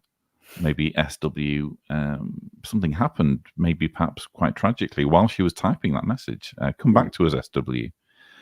A Southern Boers lady says the governing body has nothing to do but make up rules and count money. Lottery winnings, by the sounds of things, Southern Boers lady. Right. Troll Princess says, I made out with my boyfriend the day I was baptized, maybe it's invalid. We might look into that. Although you would actually have to say that to the elders, and probably they'd have a few questions for you, Troll Princess, which may be quite invasive. Heather Rant says, I tried that argument about invalid baptism. Bethel tells you talk to elders, and elders tell you they have to ask Bethel, and they both claim they can only go by what you say. So Heather's already been there, got the t-shirt by the sounds of things. So, and Marianne Lockwood says, Lloyd, thanks for everything. I'm no longer PMO. So let's try and move on to chapter 13. I'm putting the banner there so that when I'm skimming through in the future, I know where to put my time stamps. Sure. Which is on the subject of pornography. Again, astonishing that you have an entire chapter devoted to pornography and literally a sentence on actually stealing things. But you may remember earlier, I picked up on the fact that there's a difference between abhorrent and non-abhorrent pornography. And I left the question dangling. What do you think might be the difference? And I'm sure some of you have already figured it out, but let's go through it anyway. First of all, I guess I need to bring back the book, and I need to get rid of the banner. Bear with me, folks. Just about getting the hang of 21st century technology here. So we're into the chapter on pornography and determining whether a judicial hearing is required. The deliberate viewing of pornography is a sin. And let's just see here. It tells us here what abhorrent pornography is. Abhorrent forms of pornography include homosexuality, sex between those of the same gender, group sex, bestiality. This video is totally getting demonetized if it hasn't already been. Sadistic torture. Commiserations there from Cliff. Sadistic torture, bondage, gang rape, oh dear, the brutalizing of women, or child pornography. It is equally wrong for a man or a woman to watch two women engaged in homosexual activity as it is for a man or woman to watch two men engaged in homosexual activity. Basically, Cliff, it's abhorrent if it's not straight sex. Right. Exactly. So, and that is interesting because what that means is that it's a different rule depending on what kind of porn you're watching. Right. So you even have here reviewing the qualifications of those who served in an appointed capacity. Is this saying that elders watch pornography? It seems to be suggesting at least that possibility. So there's the question. Well, what type of pornography was it? And again, I'm not going to go into the ins and outs, if you'll excuse the pun, but it is interesting how the homophobia of the organization extends into the way the organization thinks about pornography, and it certainly thinks about it an awful lot if you've seen Pillowgate. So let's definitely let's just leap forward now. Hang on, I'm going to warp to the relevant chapter, go to page, and I'm going to go to page 125, where we are into preparing for judicial hearings. Let's put the banner up there so that I can see when I'm skimming through the video.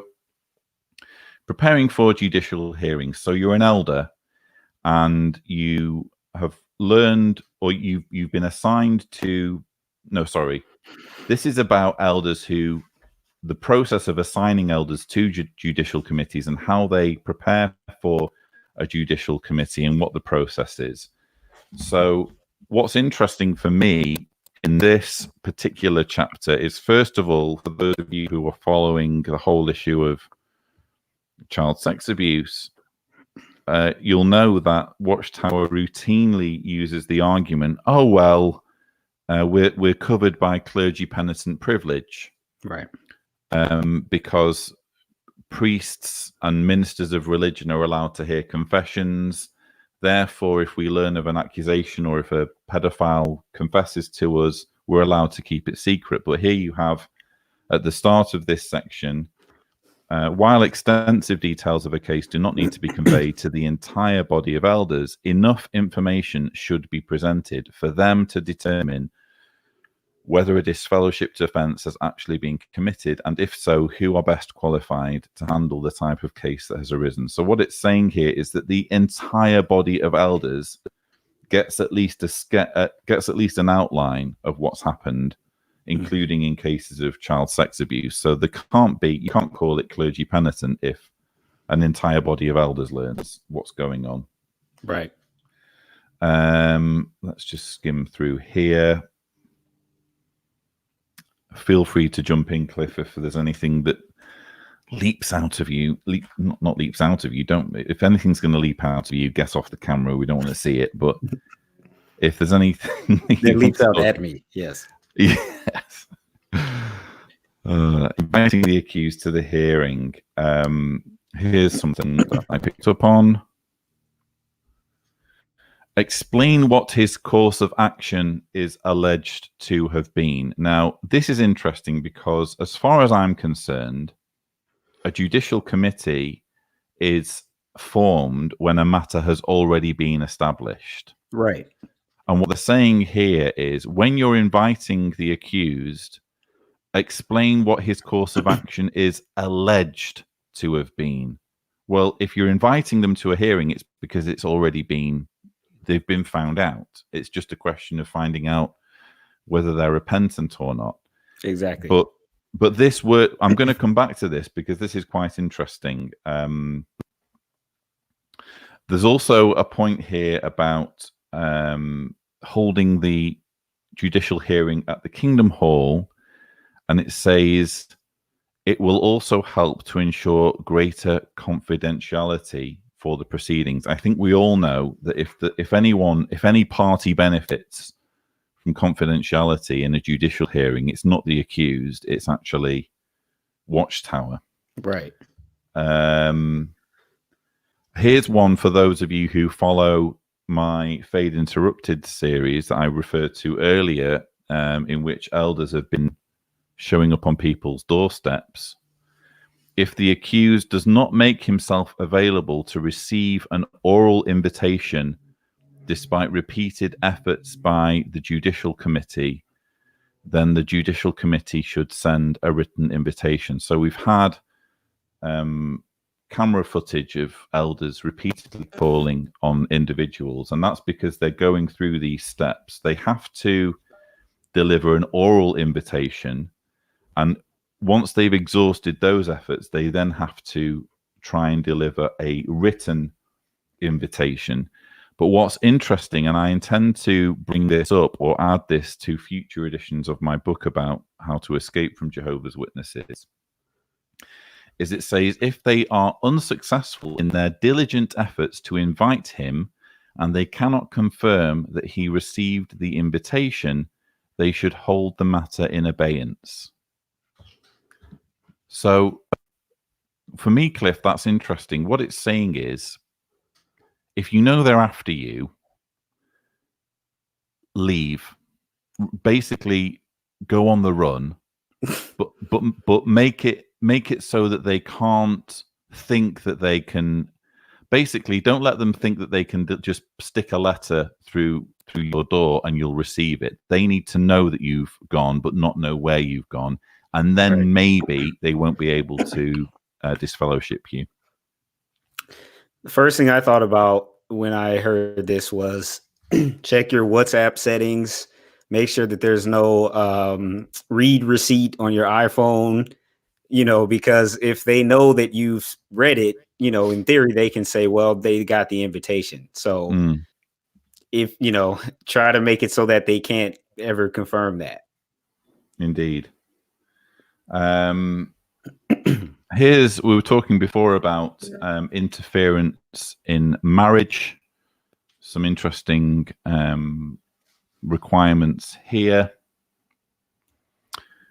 So this is talking about a husband who commits adultery and has an obligation to inform his wife. And if he refuses to inform her of his adultery, maybe he denies that he's committed adultery. Maybe this is just all being flung on him. Mm-hmm. The elders should inform her that because of her husband's conduct, it is up to her to decide whether to pursue a scriptural divorce or not.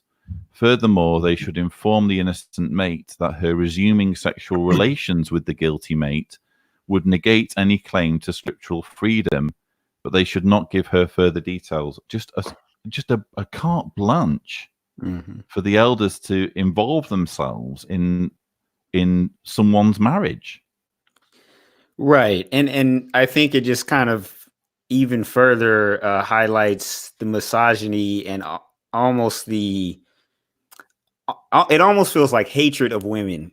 When we're talking about, all of the information that the rank and file, or just let's just say non-elders, right? Let's just say all the information that non-elders are not privy to. Women are within Jehovah's Witnesses are privy to even less information because they don't know how this process works. But not only that, they're given these little riddles supposedly by elders that they're supposed to catch on and be like, oh, since the elder, winked at me or like turned his head sideways, that means I probably should, think that my husband has done something beyond what he's admitting to. Whereas, the man, he would be privy to all of the information, And I can conceive of, and bear in mind what we were discussing earlier as well about circumstantial evidence and how that can be brought to bear in accusing someone of adultery. So we're not even clear that there has been adultery in these situations. But just because there has been adultery doesn't mean, well, we're going to get a divorce then. But here the elders are required to say, well, it's up to you whether you want to get a divorce or not. What about the kids in this relationship? Just an astonishing level of interference in people's lives. And then we move on to this interesting part of the chapter, because in the escape book that I wrote, I talk about the fact that one possible get out clause or one possible way of dealing with a judicial committee is to cite mental health problems or depression. And here you have a remarkable paragraph that basically tells elders, look, if they threaten suicide, basically muddle through. Suspend the hearing, but suspend it based on showing them scriptures and Bible-based publications, and keep the momentum going so that you can eventually steer them back into the judicial committee setting. In other words, don't give up. Right, exactly. Restore their mental health to the point where they're competent to stand trial, essentially. Yeah, basically. That's basically how it is. But at the end of the day, you still don't lose sight of the goal, which is to follow through on this committee and disfellowship if necessary. So they seem to have latched onto the fact that could be one way that people would deal with the very real threat of having their lives ruined by elders coming at them judicially. Legal action is still fairly straightforward. If the accused threatens legal action against the elders should suspend proceedings and promptly telephone the legal department. In other words, our organization could potentially be sued and lose money. Let's just stop everything. Someone might commit suicide. Well, we'll work around that, Right. So, and then you have some interesting language here. I was talking earlier about how it's clearly in Watchtower's interests to keep these things secret and confidential and not the interests of the accused. And it says here, the elders extend this spiritual assistance confidentially. This makes it easier for those who seek the elders' help to do so without worrying that what they say to the elders will be divulged later. They try to make it sound like keeping things secret is all for the benefit of the individual rather than clearly being in the interests of Watchtower. Right. And uses the term seeking the elders' help as if that's the only way that you could find yourself, being the subject of a judicial committee hearing. Indeed. So Cliff, we're making headway here. We're getting there. And we really ought to celebrate by looking at a few of the comments. That sounds like a great idea. I'm gonna grab a secondary charger because I'm having a little bit of issues. Go and grab that charger with. All right, I'll be right back. Relish. And let me first of all, viewers, bring up the banner for the next chapter that we're going to be discussing. I hope you're enjoying this, by the way. Again, it kind of eats into one's soul to to get your head around this nonsense. But the next chapter that we're going to be discussing is the procedure for judicial hearings. Let's take some of the comments. Okay, crumbs. So lots of comments coming in. So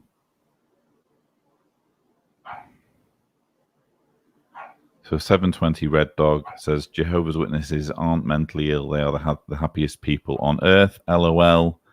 Arsenio Wallen says, yes, just read a Bible verse to a suicidal person and he will instantly become okay. That's how it works, isn't it?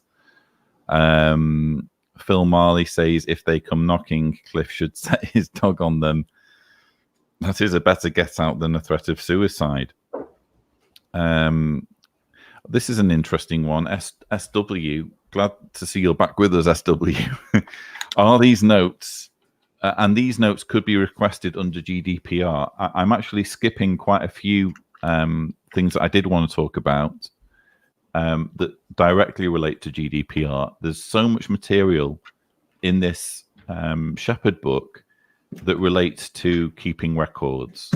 And I may talk about this more in part 3 of this series, but routinely throughout this book, they're calling on people to keep records, and even unbaptized publishers have records kept on them. And even if you disassociate, there's still records. So it's astonishing just how much data gets kept, no matter the circumstances.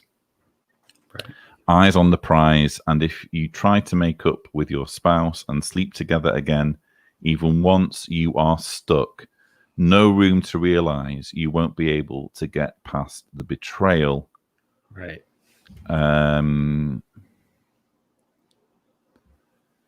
So yeah,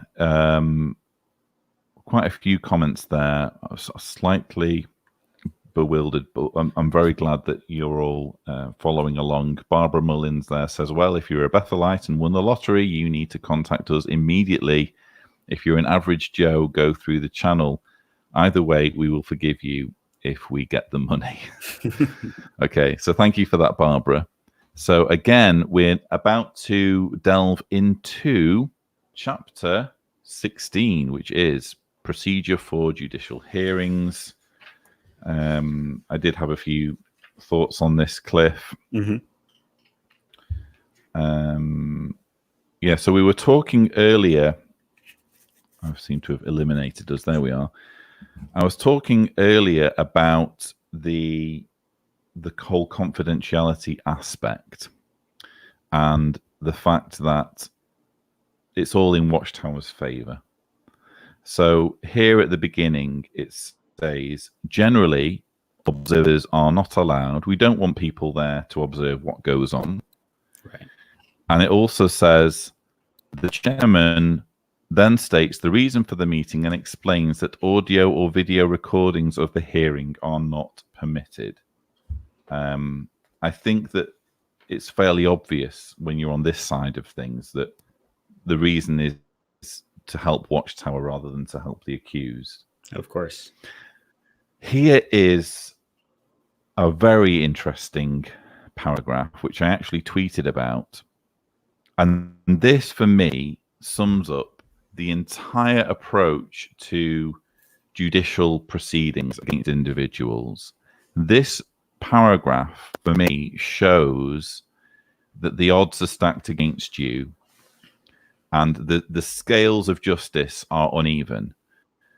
Because I didn't even I hadn't even really thought about the possibility of trying to prove yourself innocent in these situations. My understanding when I was an elder, Cliff, was a judicial committee, and I never, fortunately, was asked to sit on a judicial committee in my 1 year as an elder. But my understanding was that it was all about finding out whether people were repentant or not. Right. We've already discovered that you're guilty. What we now want to find out is whether you're repentant, and then we'll know whether to disfellowship you or reprove you. So it wasn't even a consideration for me that in these meetings that there's even a possibility to prove that you're innocent. But indeed there is. But look at the wording. In the rare event that testimony presented during the hearing causes the judicial committee to conclude that the matter should not be handled judicially, the hearing should be suspended. Inform the person that he will be contacted further regarding the matter. The body of elders should then be consulted to determine whether the judicial committee ought to be disbanded. A judicial committee being disbanded is almost unthinkable, and that's for the reasons I've stated, that they've already decided that you're guilty. Right. I suppose they've realized that they have to at least consider the possibility that you'll turn up at the judicial committee with concrete evidence that you've actually not done the thing that they've accused you of. Right. Given how dubious their evidence gathering processes are. Exactly.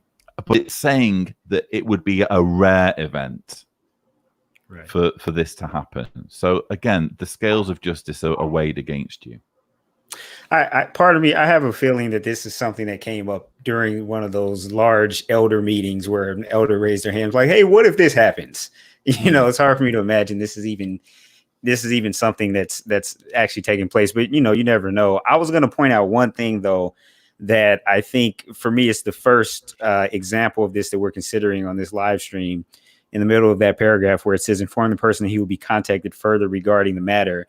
This is one of many examples in this book where you're not supposed to tip your hand, so to speak, or you're not supposed to let the accused wrongdoer know what's actually going on. You know, we're going to look at other examples, but it'll say, you know, if this happens, only tell the person this, and then go and do all of this other stuff. Go talk to all these other people, but don't, you know, let them know that that's what's going on. So it's a very secretive, you know, even in the way that the elders are directed to deal with that person once they're already in the hearing. Keep them in the dark, keep them guessing, don't show your hand. Yeah, it's really, really, really unfair. And then when we scroll down, here's an interesting point in point 9. You know that scripture where someone says, how many times am I to forgive my brother? Up to 7 times. And Jesus says up to 77 times. Well, here it says, or it may be that the individual has been dealt with judicially a number of times in the past. Because he appeared repentant, he was reproved each time. Now he has sinned again. In these cases, the committee must consider whether the person's life course gives evidence that he has produced fruits that befit repentance. Is this not completely contradicting that verse that says you should forgive your brother multiple times, up to 77 times? Exactly. It's by definition literally telling them to keep account, and to keep account for the purposes of increasing the sanctions, you know, potentially against someone who is kind of who's doing the same thing over and over, or who is at least being accused of doing the same thing over and over. It's like prior convictions, you know, how working myself in the court system. Somebody has a driving under the influence of alcohol charge, and then they have another one. Well, that second one is viewed, you know, is treated differently because of the prior conviction that they've had. So it's weird that something like this judicial system would kind of have similar characteristics as what we would see there. We could see, like you said, it has nothing to do with what that Bible verse is explaining. Indeed. Now, we discussed earlier about how elders will go to extraordinary lengths to notify you that you're having a judicial committee. If they manage to notify you either verbally or in a letter, let's say you sign for a letter, and so they know that you've received it, then they get to go ahead and conduct the judicial committee, even if you're not there. But here it says, when determining repentance, let's see, is he cooperative with the judicial committee? So it's going to weigh against you. Just the fact that you're not there, that's going to be counted against you. So right. It's almost a foregone conclusion that you're going to be disfellowshipped if you don't turn up. Right. Interesting point in point 7, because this is a point that I've tried to stress quite a bit when it comes to establishing how unscriptural disfellowshipping is. Right. This idea of worldly sadness. Does he demonstrate godly sadness or worldly sadness? Is his sadness primarily because of hurting Jehovah and bringing him into reproach, or because of the disappointment he has caused to family and friends and the shame he has experienced? As far as I'm concerned, under this provision, the prodigal son would have been disfellowshipped, because he, for sure. when you read the verse, he was ashamed, and he came back when he ran out of money. So it was worldly sadness. Absolutely.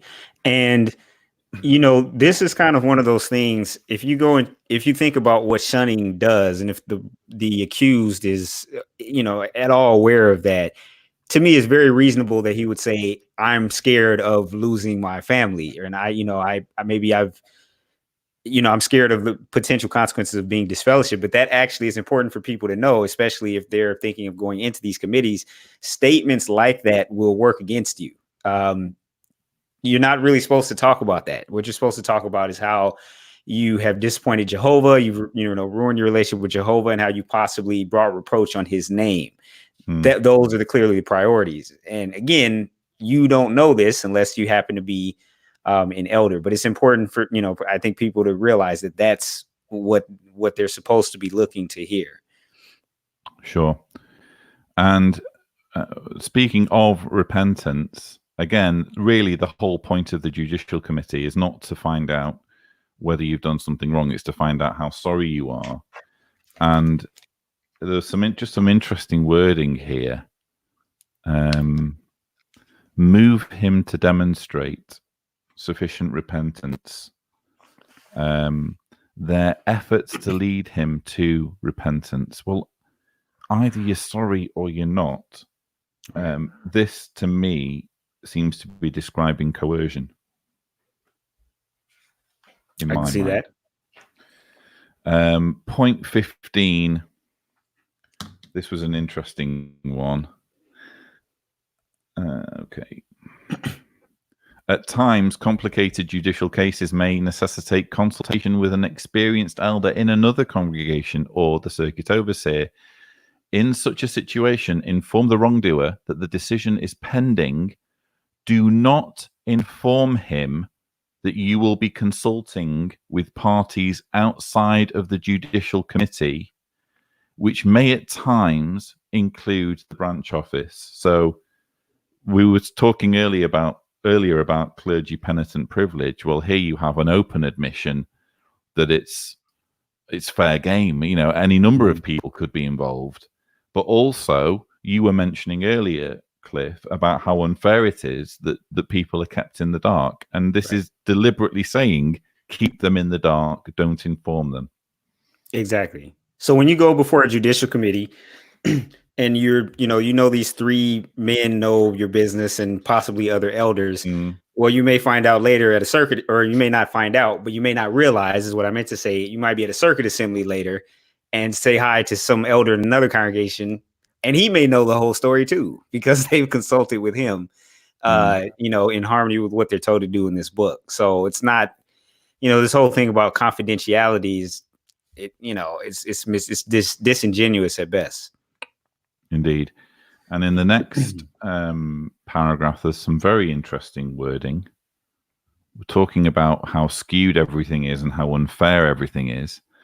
Those serving on a judicial committee should endeavor to be unanimous in their decision. And then at the end, if the committee is unable to reach a unanimous conclusion, the minority should give support to the decision reached by the majority. So even if it's a wrong decision, what matters is that it's unanimous. It's what it seems to be saying to me. Maybe I'm being skeptical, overly skeptical. Right. You cut out a little bit for me. I'm not sure if the rest of the audience was able to hear you. So I was just making the comment that what matters most, apparently, to Watchtower is that decisions are unanimous, not that they're correct. Right. Exactly. It doesn't look like there's a provision for like a they just couldn't reach a conclusion. At the end of the day, if 2 out of the 3 are just as firm, the direction is for that person to support the decision of the other 2. And when you look at the consequences and the fallout from a judicial committee, to think that the conclusion could be reached in such a frivolous way is just, very disheartening, to say the least. Now, I mentioned earlier, I welcomed the clearer wording that a child sex abuse victim is not required to confront their abuser, and I'm glad that they've tightened up the wording in that respect. But this, I think that this could be tightened up more. It says if witnesses testified during the hearing, witnesses could include, of course, a victim of child sex abuse, they may be invited to hear the scriptural reproof. In this way, the wrongdoer is reproved before all onlookers. I think it could have been clearer in saying, we wouldn't demand that a child sex abuse victim do this. Agreed. Absolutely, it should say that. So further on to paragraph 20. So again, apologies for skimming through, audience, but you must understand that this is a thick book, and I'm trying to bring you some of the most relevant parts of it. We were talking as well about the way that elders delve into and meddle in marriages. For example, in a case of adultery, an innocent mate may lean toward forgiveness, but is not ready to resume sexual relations at the time the judicial committee concludes the case. Again, this is a mandate for elders to ask the question, have you been having sex? Right. Paragraph 2 in this point, the judicial committee has specific reasons to believe that the congregation needs to be on guard concerning the repentant wrongdoer. For example, in a case involving child sexual abuse, announcing the reproof of a repentant wrongdoer will serve as a protection for the congregation. How will this serve as a protection to the congregation if all the congregation gets is name of person has been reproved? How does that protect the congregation? Yeah, just go to chapter 12 that we just reviewed, and pick your serious sin, basically. And it could, that announcement could involve any of those things.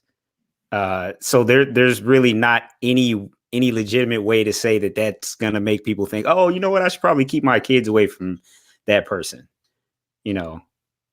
Indeed. Now, for those of you who imagine going through a judicial committee and maybe you are reproved instead of disfellowshipped, and you might think, well, I've navigated my way through this and I'm home free. Not necessarily, because in point 24,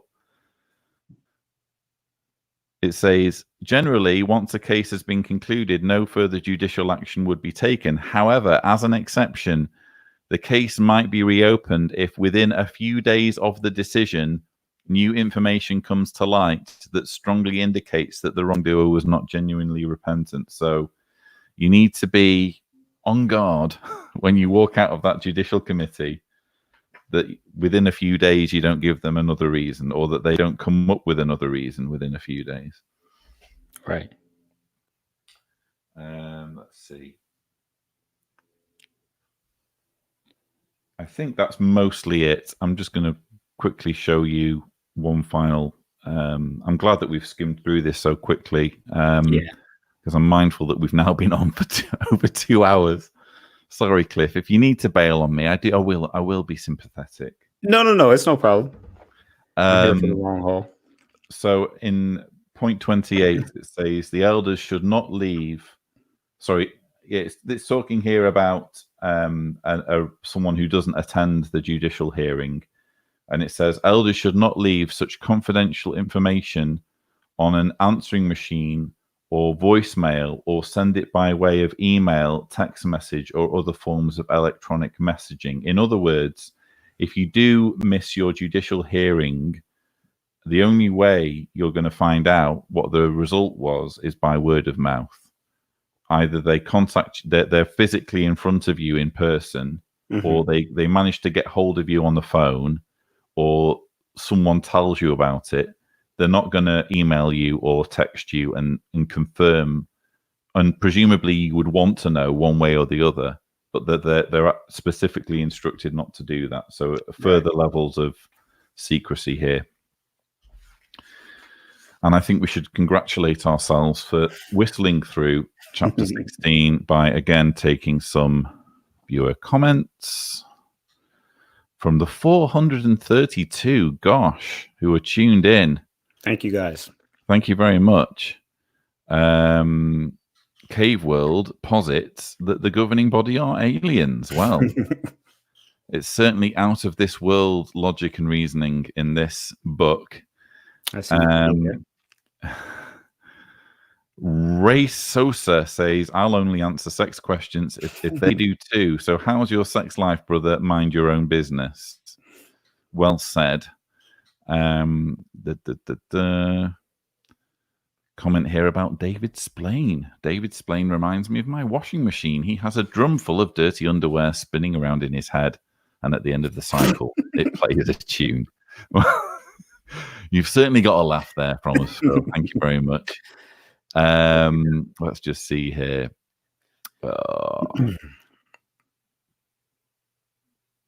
Lots of comments, so I really do appreciate that. So D Proper says that is not reproof, that is slandering a person in front of witnesses. Yeah, it's basically you suffer one way or the other. Either you're disfellowshipped or the whole congregation is told something unspecified has happened. Right. Let's just see here. And 720 Red Dog makes a very good point, which should be made, which is that as harsh as disfellowshipping is, it could also be what opens someone's mind, a freedom of sorts. Very well said there, 720 Red Dog. It does cause considerable emotional trauma, you could argue, but at least it's, I suppose you have to find silver linings, don't you? Sure. We're now moving on to chapter 17. Let's get the banner up. And this is about appeal hearings. I did actually uncover some interesting stuff in this chapter, Cliff. I don't know whether you did, but yes, definitely. Yeah. May I just say one thing before we get started with it? You may. There's not a single scripture cited in this entire chapter, as it was not in the prior edition of this book. I'm just, isn't that interesting? Just throw that out there for any. Isn't that interesting? Talking about the Bible. You would just have assumed that a book by Watchtower, laying down rules on people's lives, would be strewn with scriptures. You wouldn't be able to move for them. But yeah, I suppose now you mention it. Gosh, right. Let's get this. Okay, let's get this screen share up and running. Let's get rid of that banner. Come to us, screen share. There we go. Okay, so we're into appeal hearings now. I like the fact that it uses the wording, given everything that we've already discussed. I like the fact that it says here, rather it is a kindness to the wrongdoer and ensures a fair hearing that takes into consideration all of the pertinent facts. Apparently this is all very fair. Right. And bear in mind, we're talking at this point about appeal hearings, so I should probably back up a little bit and explain that once you've been disfellowshipped, you are told that you have an opportunity to appeal for up to 7 days after the hearing. So within 7 days, if you want to, you can send a letter saying, I appeal this decision, and that sets in motion a whole procedure for another committee to be formed of elders who have nothing to do, preferably, with the original judicial committee, who then go over the case and find out whether the judicial committee has made a mistake or reached the wrong decision. So this is a whole different set of elders who get assigned to go over your case again and find out whether it's fair or not. But it's very interesting, the politics here. First of all, let's look at paragraph 5. It's saying here that you don't get to, because you've been judged as unrepentant, they're not going to pray in your presence. Hey, Lloyd. I'm not sure if this happened with everyone, but it cut out for me for about 10, 15 seconds right now. Thank you for notifying me. Can you hear me now? I can, yes. Wonderful. You see, this is when you're dealing with professionals, ladies and gentlemen, like Cliff. You know that you're not just going to ramble on for like 5 minutes without anyone hearing you and no one saying anything. Cliff is on the ball because he's a professional. I do what I can.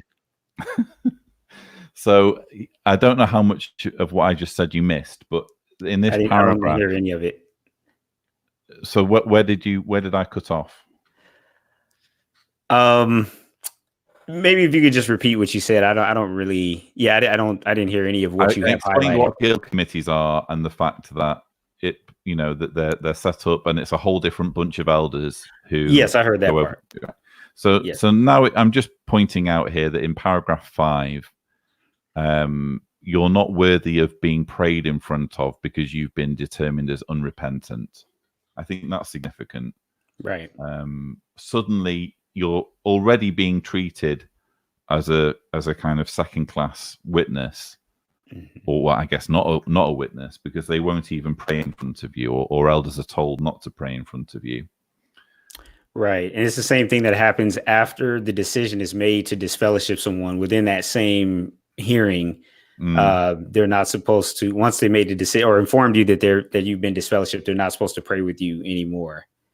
It's like you're someone from the outside at that point. So here's an interesting thing, Cliff. Paragraph 8, first sentence. The appeal committee may find that while the original basis for disfellowshipping was invalid, other valid grounds for disfellowshipping exist. In other words, they may not have been able to get you on that one thing, but hey, they can get you on something else while they've got you. Right. Exactly. How is that remotely fair? The reason why you're having your life dissected to begin with is because they got you on a mistaken understanding. Right. And while they've got you there, while they're poring over your life in detail, that no one's poring over their lives in detail to find things wrong. While they're looking for things that you've done wrong, they've found something else. Right. Amazing. Exactly. So, be careful what you say. If you happen to throw in something about, and I had a drink, they might be like, oh, tell us more about that. How many people were there and how many times did this happen? It wasn't, if they can find something else, they can literally just kind of say, well, he should be disfellowshipped for this, even though it wasn't the original reason. It doesn't really sound like it's for the purpose of assisting that person, but that might just be me. Cliff, you work in like courts, don't you? Sure. Are you familiar with anything like this in quote unquote worldly courts where they can get you on something else? It just seems really messed up. I mean, I guess in theory, if you're accused of something and then you just blatantly confess to doing something else, I mean, I don't know. I'm not sure. You're not a lawyer, I understand, but it just the whole reason why they found something is because they were wrong in something else that they thought they'd found. It's just so messed up. And then you have, this is a fascinating section, which, let me just see. If the appeal committee disagrees with the judicial committee, so you would think, okay, an appeal committee has been set up, and because they are the appeal committee, they get to re-examine all of the facts of the case, and they have the authority to render a new final decision on what's happened. No such thing. So look at paragraph 12. Sorry, I was pausing on the wrong point there. So look at paragraph 12.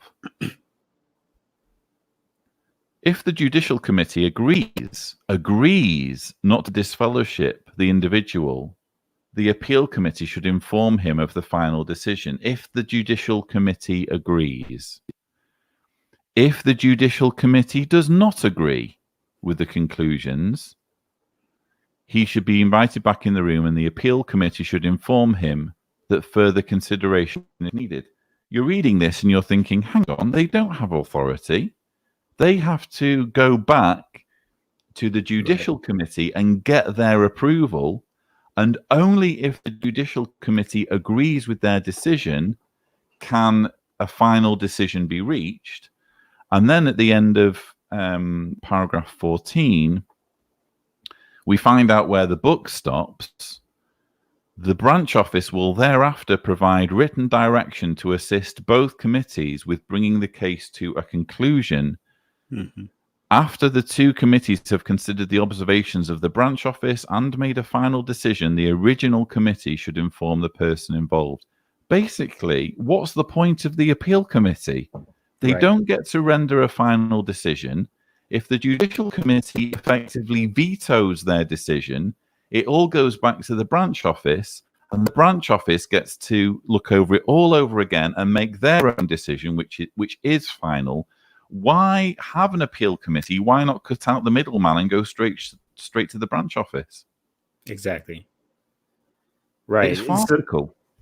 Yeah, just trying to create some sort of false impression of again, fairness and everything kind of being done on the up and up. And again, I will emphasize that this is another example of don't tell the person what's going on. Mm-hmm.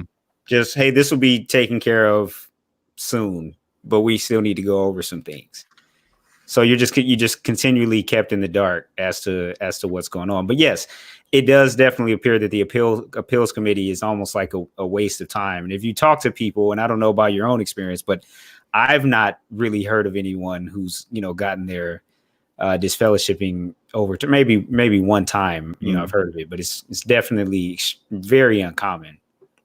It's an absolute pantomime, and if you're an elder, you have to read all this and think, oh, well, this is Jehovah's organization and this is wisdom. Where on earth will it talk about all this in the Bible about appeal committees and oh, the branch office gets the final say? What Bible verses? Well, you said at the beginning there aren't any Bible verses, and now we can see why, because it's all just entirely arbitrary rules, Exactly. And we're now. We literally only have, let's see, 2 more chapters to consider. So I think we can award ourselves a little break to take some viewer comments. So thank you again to currently 430 that are watching. I'm amazed that we've managed to sustain your interest, although this is, it has to be said, some interesting material. SW repeats what I was saying. Panto, it's a pantomime. T-Bridge says, I just don't want a bunch of plumbers and labor workers acting like professional therapists, dissecting my life like they have had some type of training to do so. No offense to labor workers. Yes, we're not suggesting there's anything wrong with being a labor worker, but yeah, gosh, these people really don't have training on how to deal with such intimate matters. Barry Rusakis says they finally become what they most loathe, Pharisaical. Prissy Bear says, I doubt they would have that sense of humor, but honestly, It looks like they're moving towards the music-filled big production church. Let's see here. Southern Boss Lady. On the ball today, Southern Boss Lady, saying, how did we survive this joke of a religion? A nice, chill refreshment to all survivors of this nonsense. And Pretty Bear also says, I feel like eventually Watchtower will look like something out of the Righteous Gemstones. I've not seen the Righteous Gemstones. Have you seen that, either. Cliff? I haven't. Lost on me there. But I will research it after this stream is over. You should, Cliff, you should. And Phil Marley says, I'm surprised they don't employ lie detectors to scrutinize the congregation members. Well, don't speak too soon, Phil, because gosh, you know, if they can have these ridiculous rules, and I suppose lie detectors is the next logical step. Mind you, if you attach the governing body to it, it would explode. I'll definitely agree with you there. I like Phil. He's funny.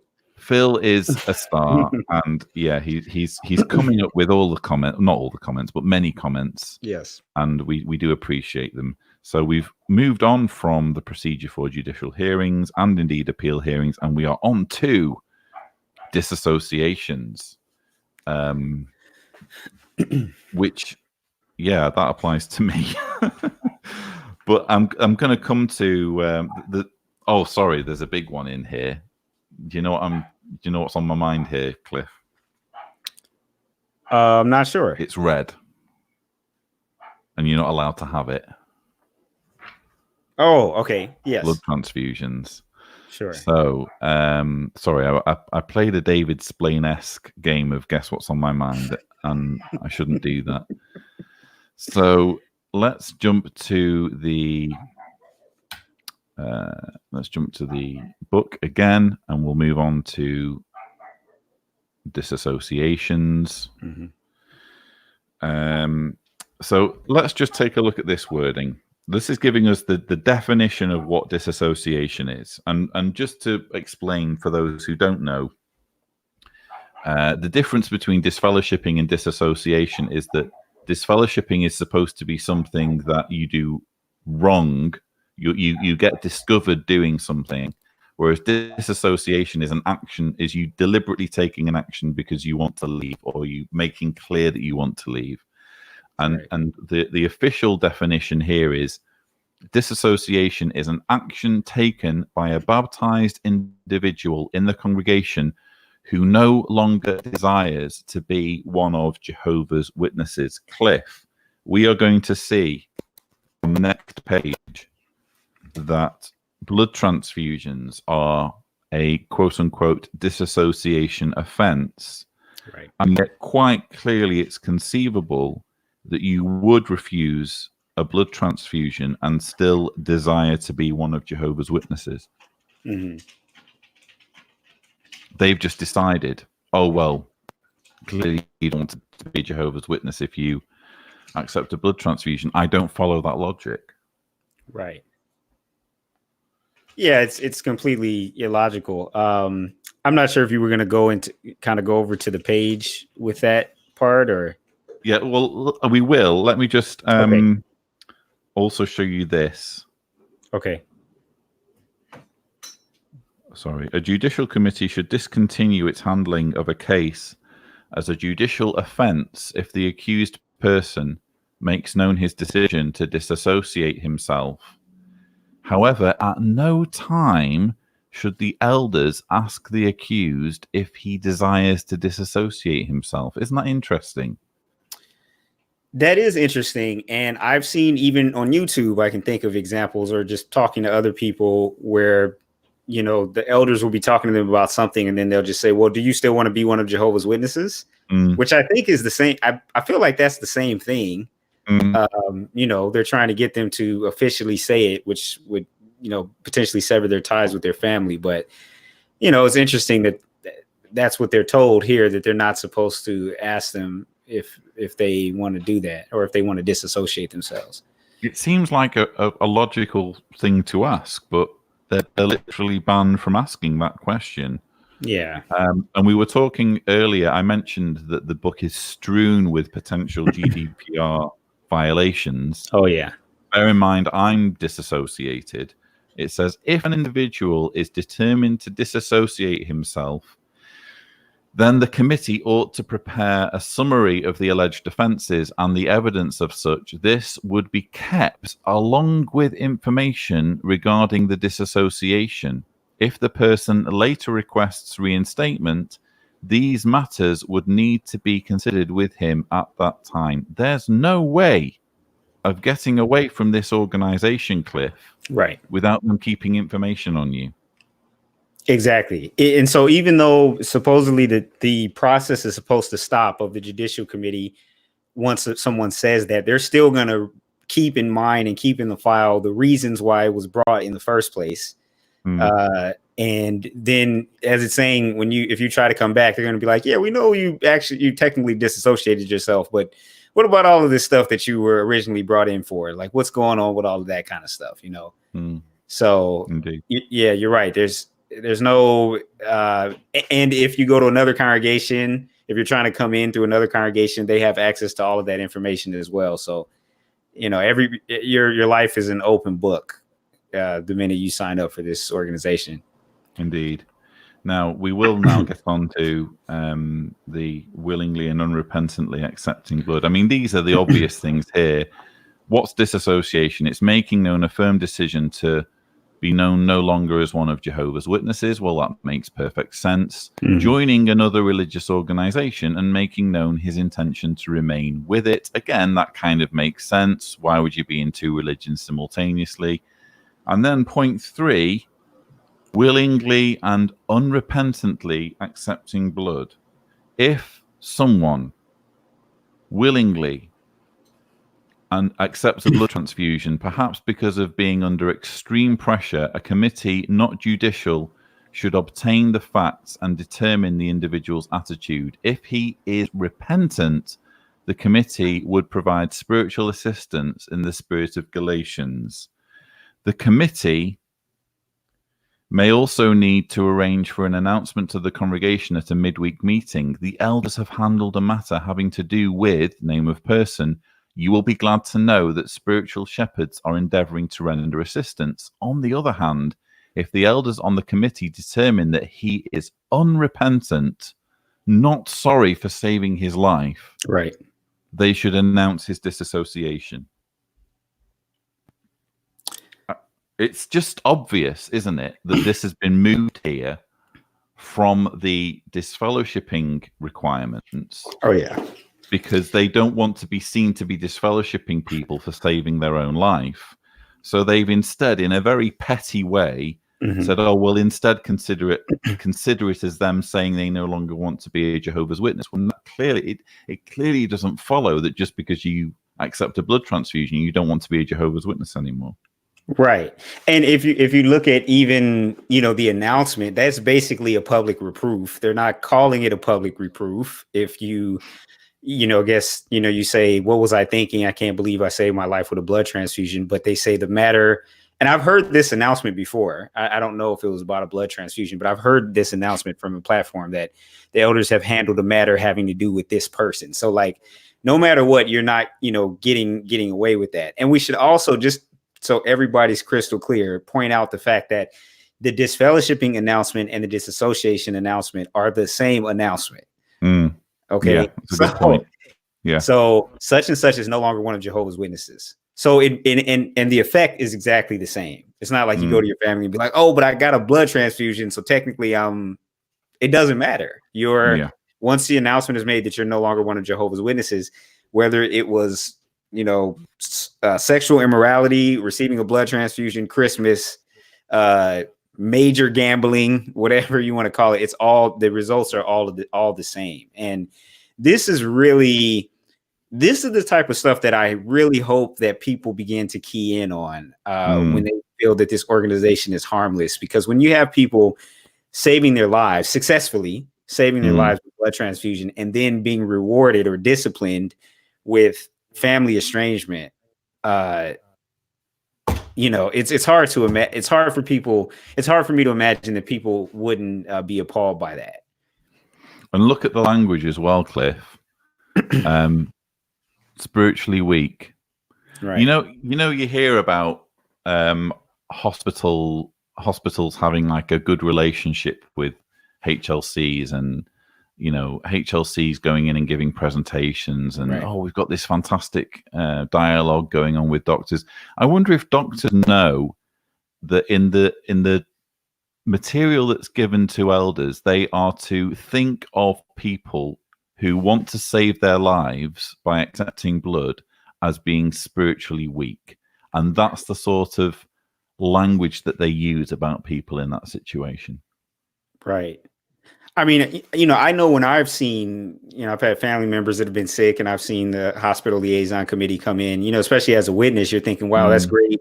Jehovah provides these shepherds to help, and the doctors may not agree with it, but they may think, oh, it's nice. They're trying to help them, stay faithful to what they believe. But there's enforcement. That's the thing that really needs to be highlighted.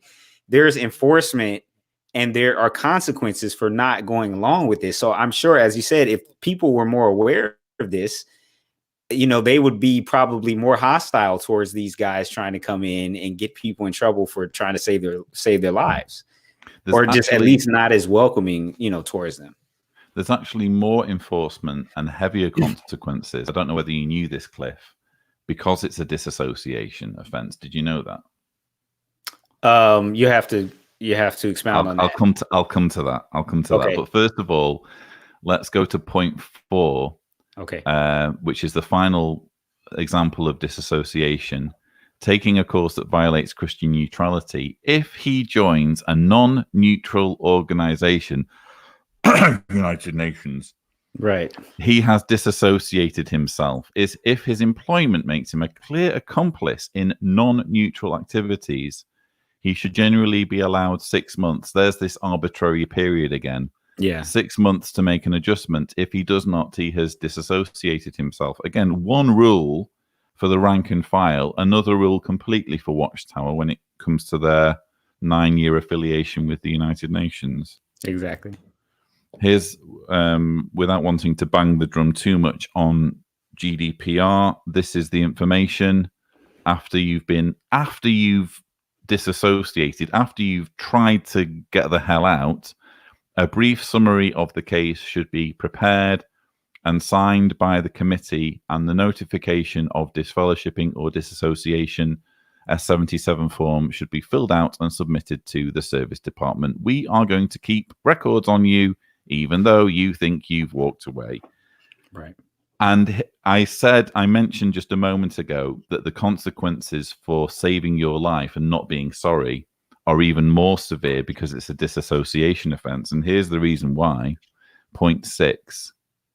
Since disassociation is an action taken by the publisher rather than the committee, there is no arrangement for an appeal. Right. So it's worse. I remember reading that, but I appreciate you pointing that out. That's a good reminder. It's just astonishing that they punish people. They punish people who aren't sorry for saving their life through accepting a blood transfusion more than they would punish a pedophile. Because at least a pedophile gets an appeal. Someone who isn't sorry for saving their lives by accepting blood doesn't even get an appeal. Amazing. And we've only got one chapter left, and I think that calls for a celebration. Definitely. So let's go back to the comments. And thanks again to the over 400 who are staying with us, persisting in this epic live stream. So let's just see here.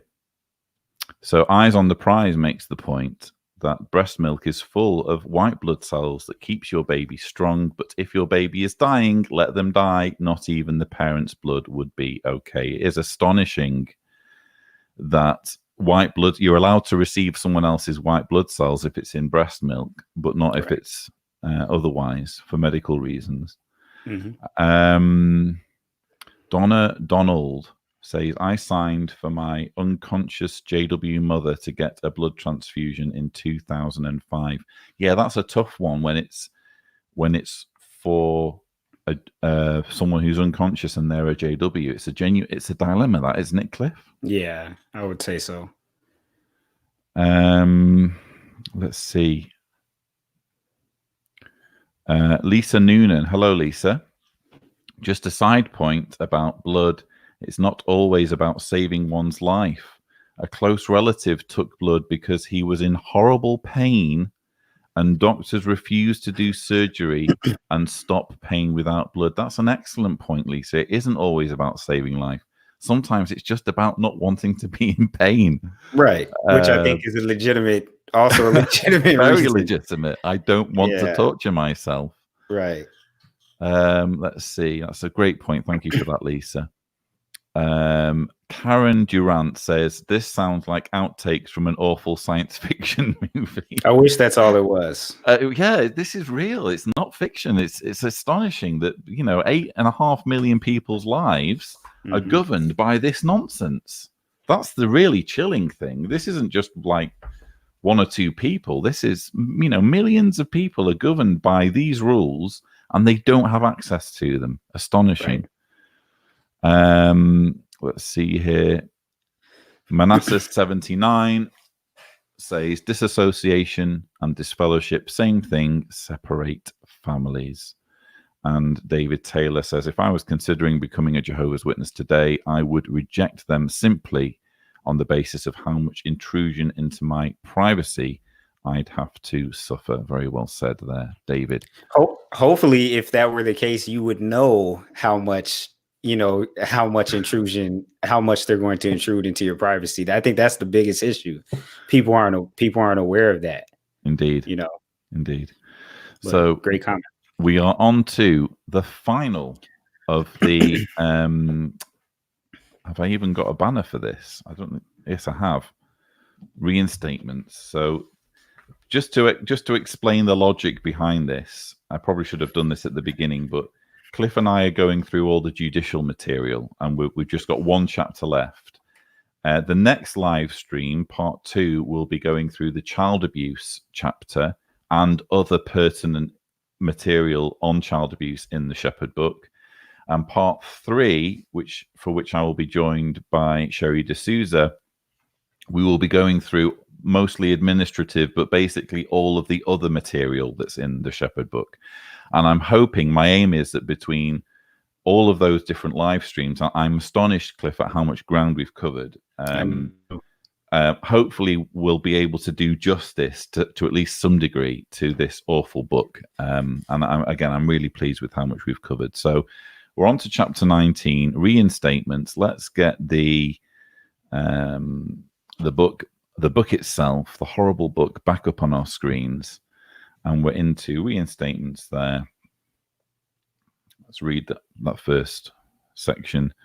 A disfellowshipped person or one who has disassociated himself from the congregation may be reinstated when he gives clear evidence of repentance and over a reasonable period of time demonstrates that he has abandoned his sinful course. Of course, what this means, Cliff, is we expect you over many months, potentially years, to humiliate yourself by coming to the Kingdom Hall week in, week out, while an entire congregation doesn't talk to you. Exactly. That's the reinstatement process. Part 4, let's just see here. Yeah. So part 4 says, even if the committee feels that it is much too soon to consider reinstatement, 2 members of the committee should acknowledge receipt of the request and briefly inform the person that more time must pass.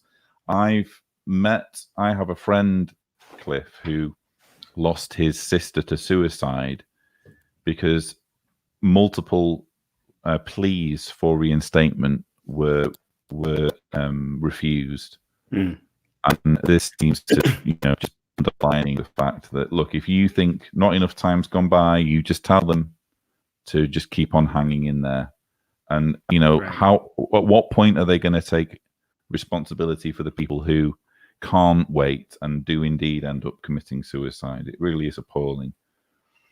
Exactly. And not like this would make it okay, but they don't, when we listen to these stories, it's not like the elders say, wait for another, if you're still doing well in another certain amount of months, then, submit another. Like, they don't really do it like that. They just say, not yet. We just need to see a little bit. They'll say things like that. And you can see why someone, would get so desperate and get to that point where they're really just being left in the dark and they don't know what's going on. This as well, in the first part of point 5, shows how I mentioned before about how in an appeal hearing, the one who's been disfellowshipped doesn't get to be prayed in front of. And they have a similar thing here. After offering prayer without the person present, the committee will invite the disfellowshipped or disassociated person into the room. So they don't even get the dignity of being there for the prayer, even though it's all about them. And point 6 says the committee should be careful to allow sufficient time. Again, this is going into the procrastination, perhaps many months, a year, or even longer, for a disfellowshipped or disassociated person to demonstrate that he is genuinely repentant. I've put in my notes, on what Bible basis?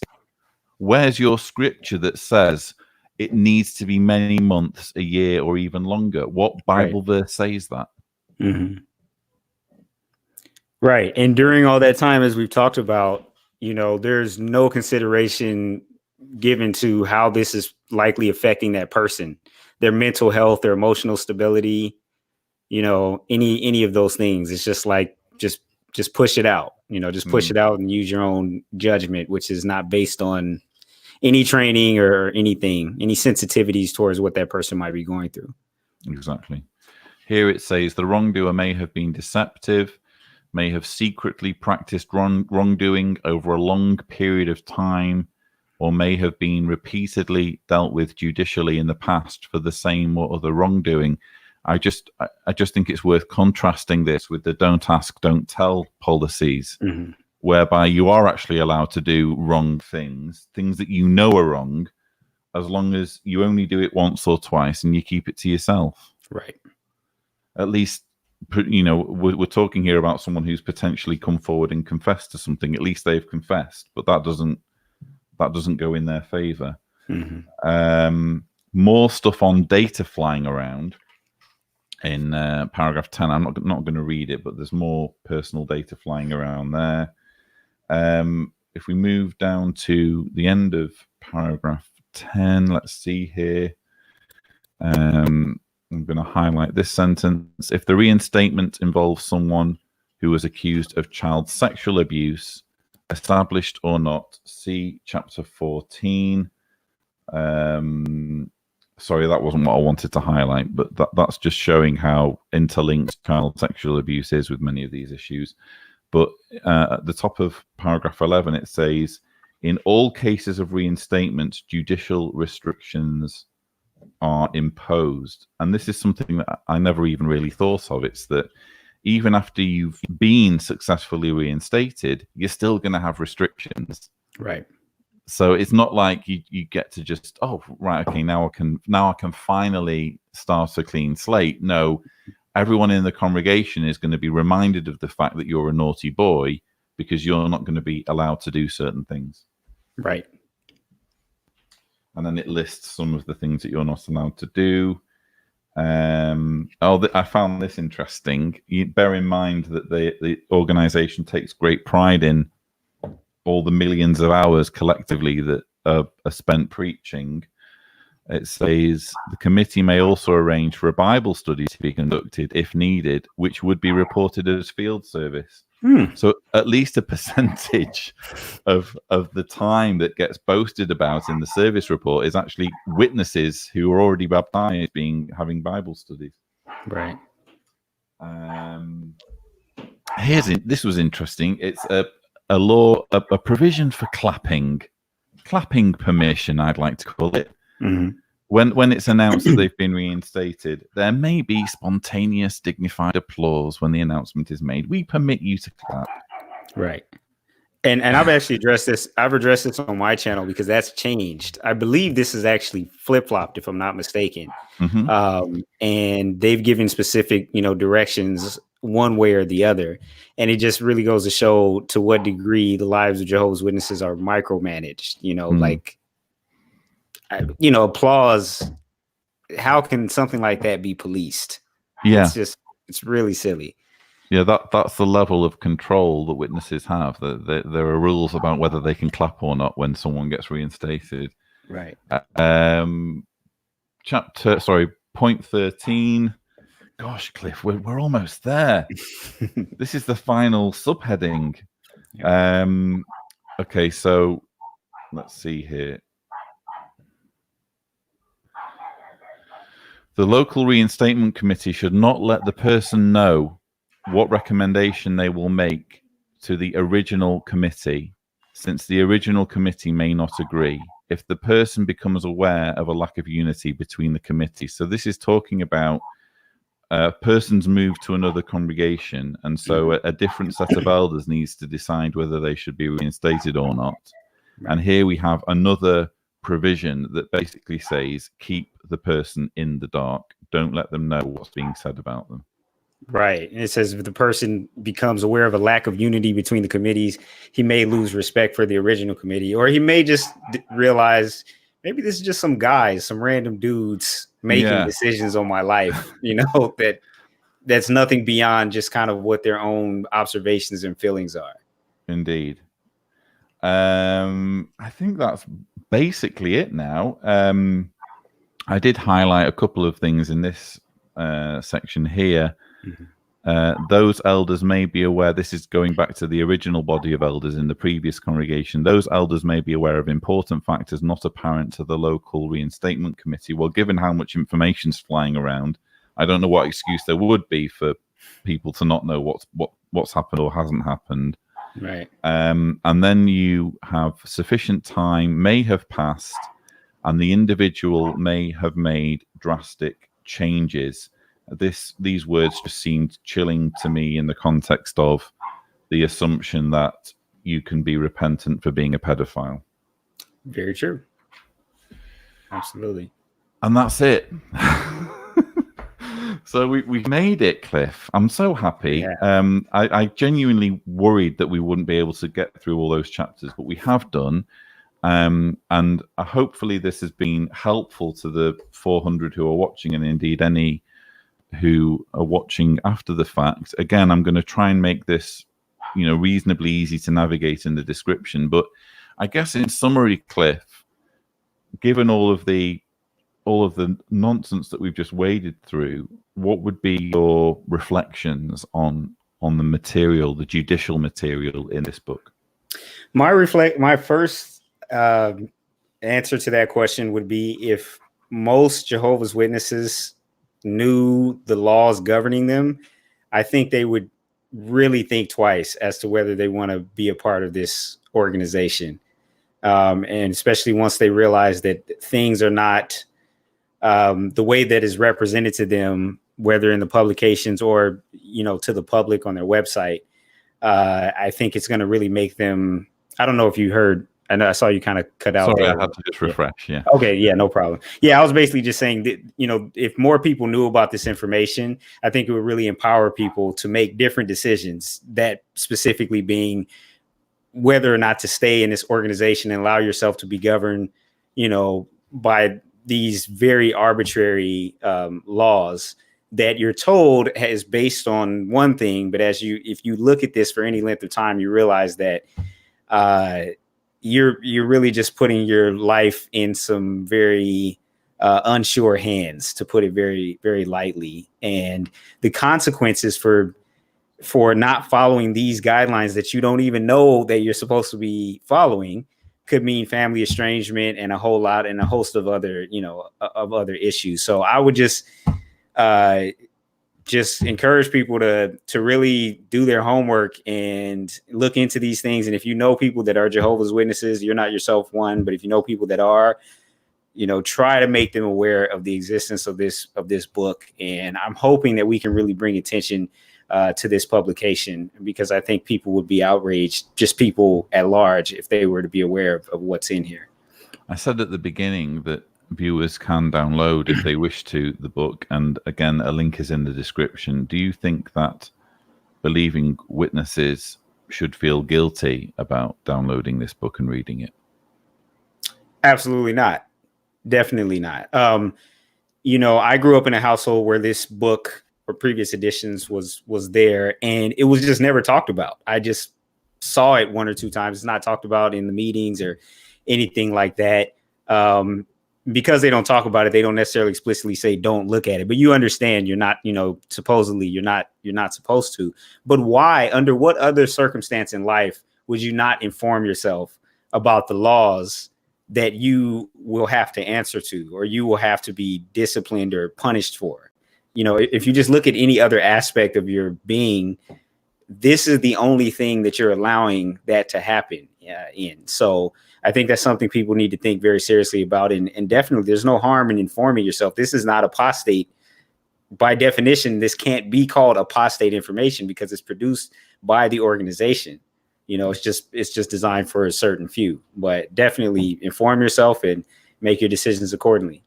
And the thing I find astonishing, Cliff, is there's no precedent I'm aware of in the Bible for material, especially material of a judicial nature, to be only reserved for an elite few and not made known to the masses. Right. There's no example I can think of. And you think of the Old Testament and you think of reams upon reams upon reams of rules that go into some very, very sensitive areas, and everyone's told about them.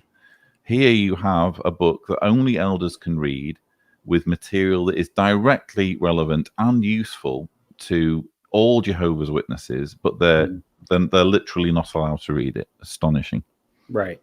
And I think it's just, not to belabor the point too much, but pretty much the only people that this book is a secret to is active rank and file obedient Jehovah's Witnesses, because everybody else, if they want to know about it, they can. Like people that have nothing to do with this organization, never have, can go and look this up. The elders know.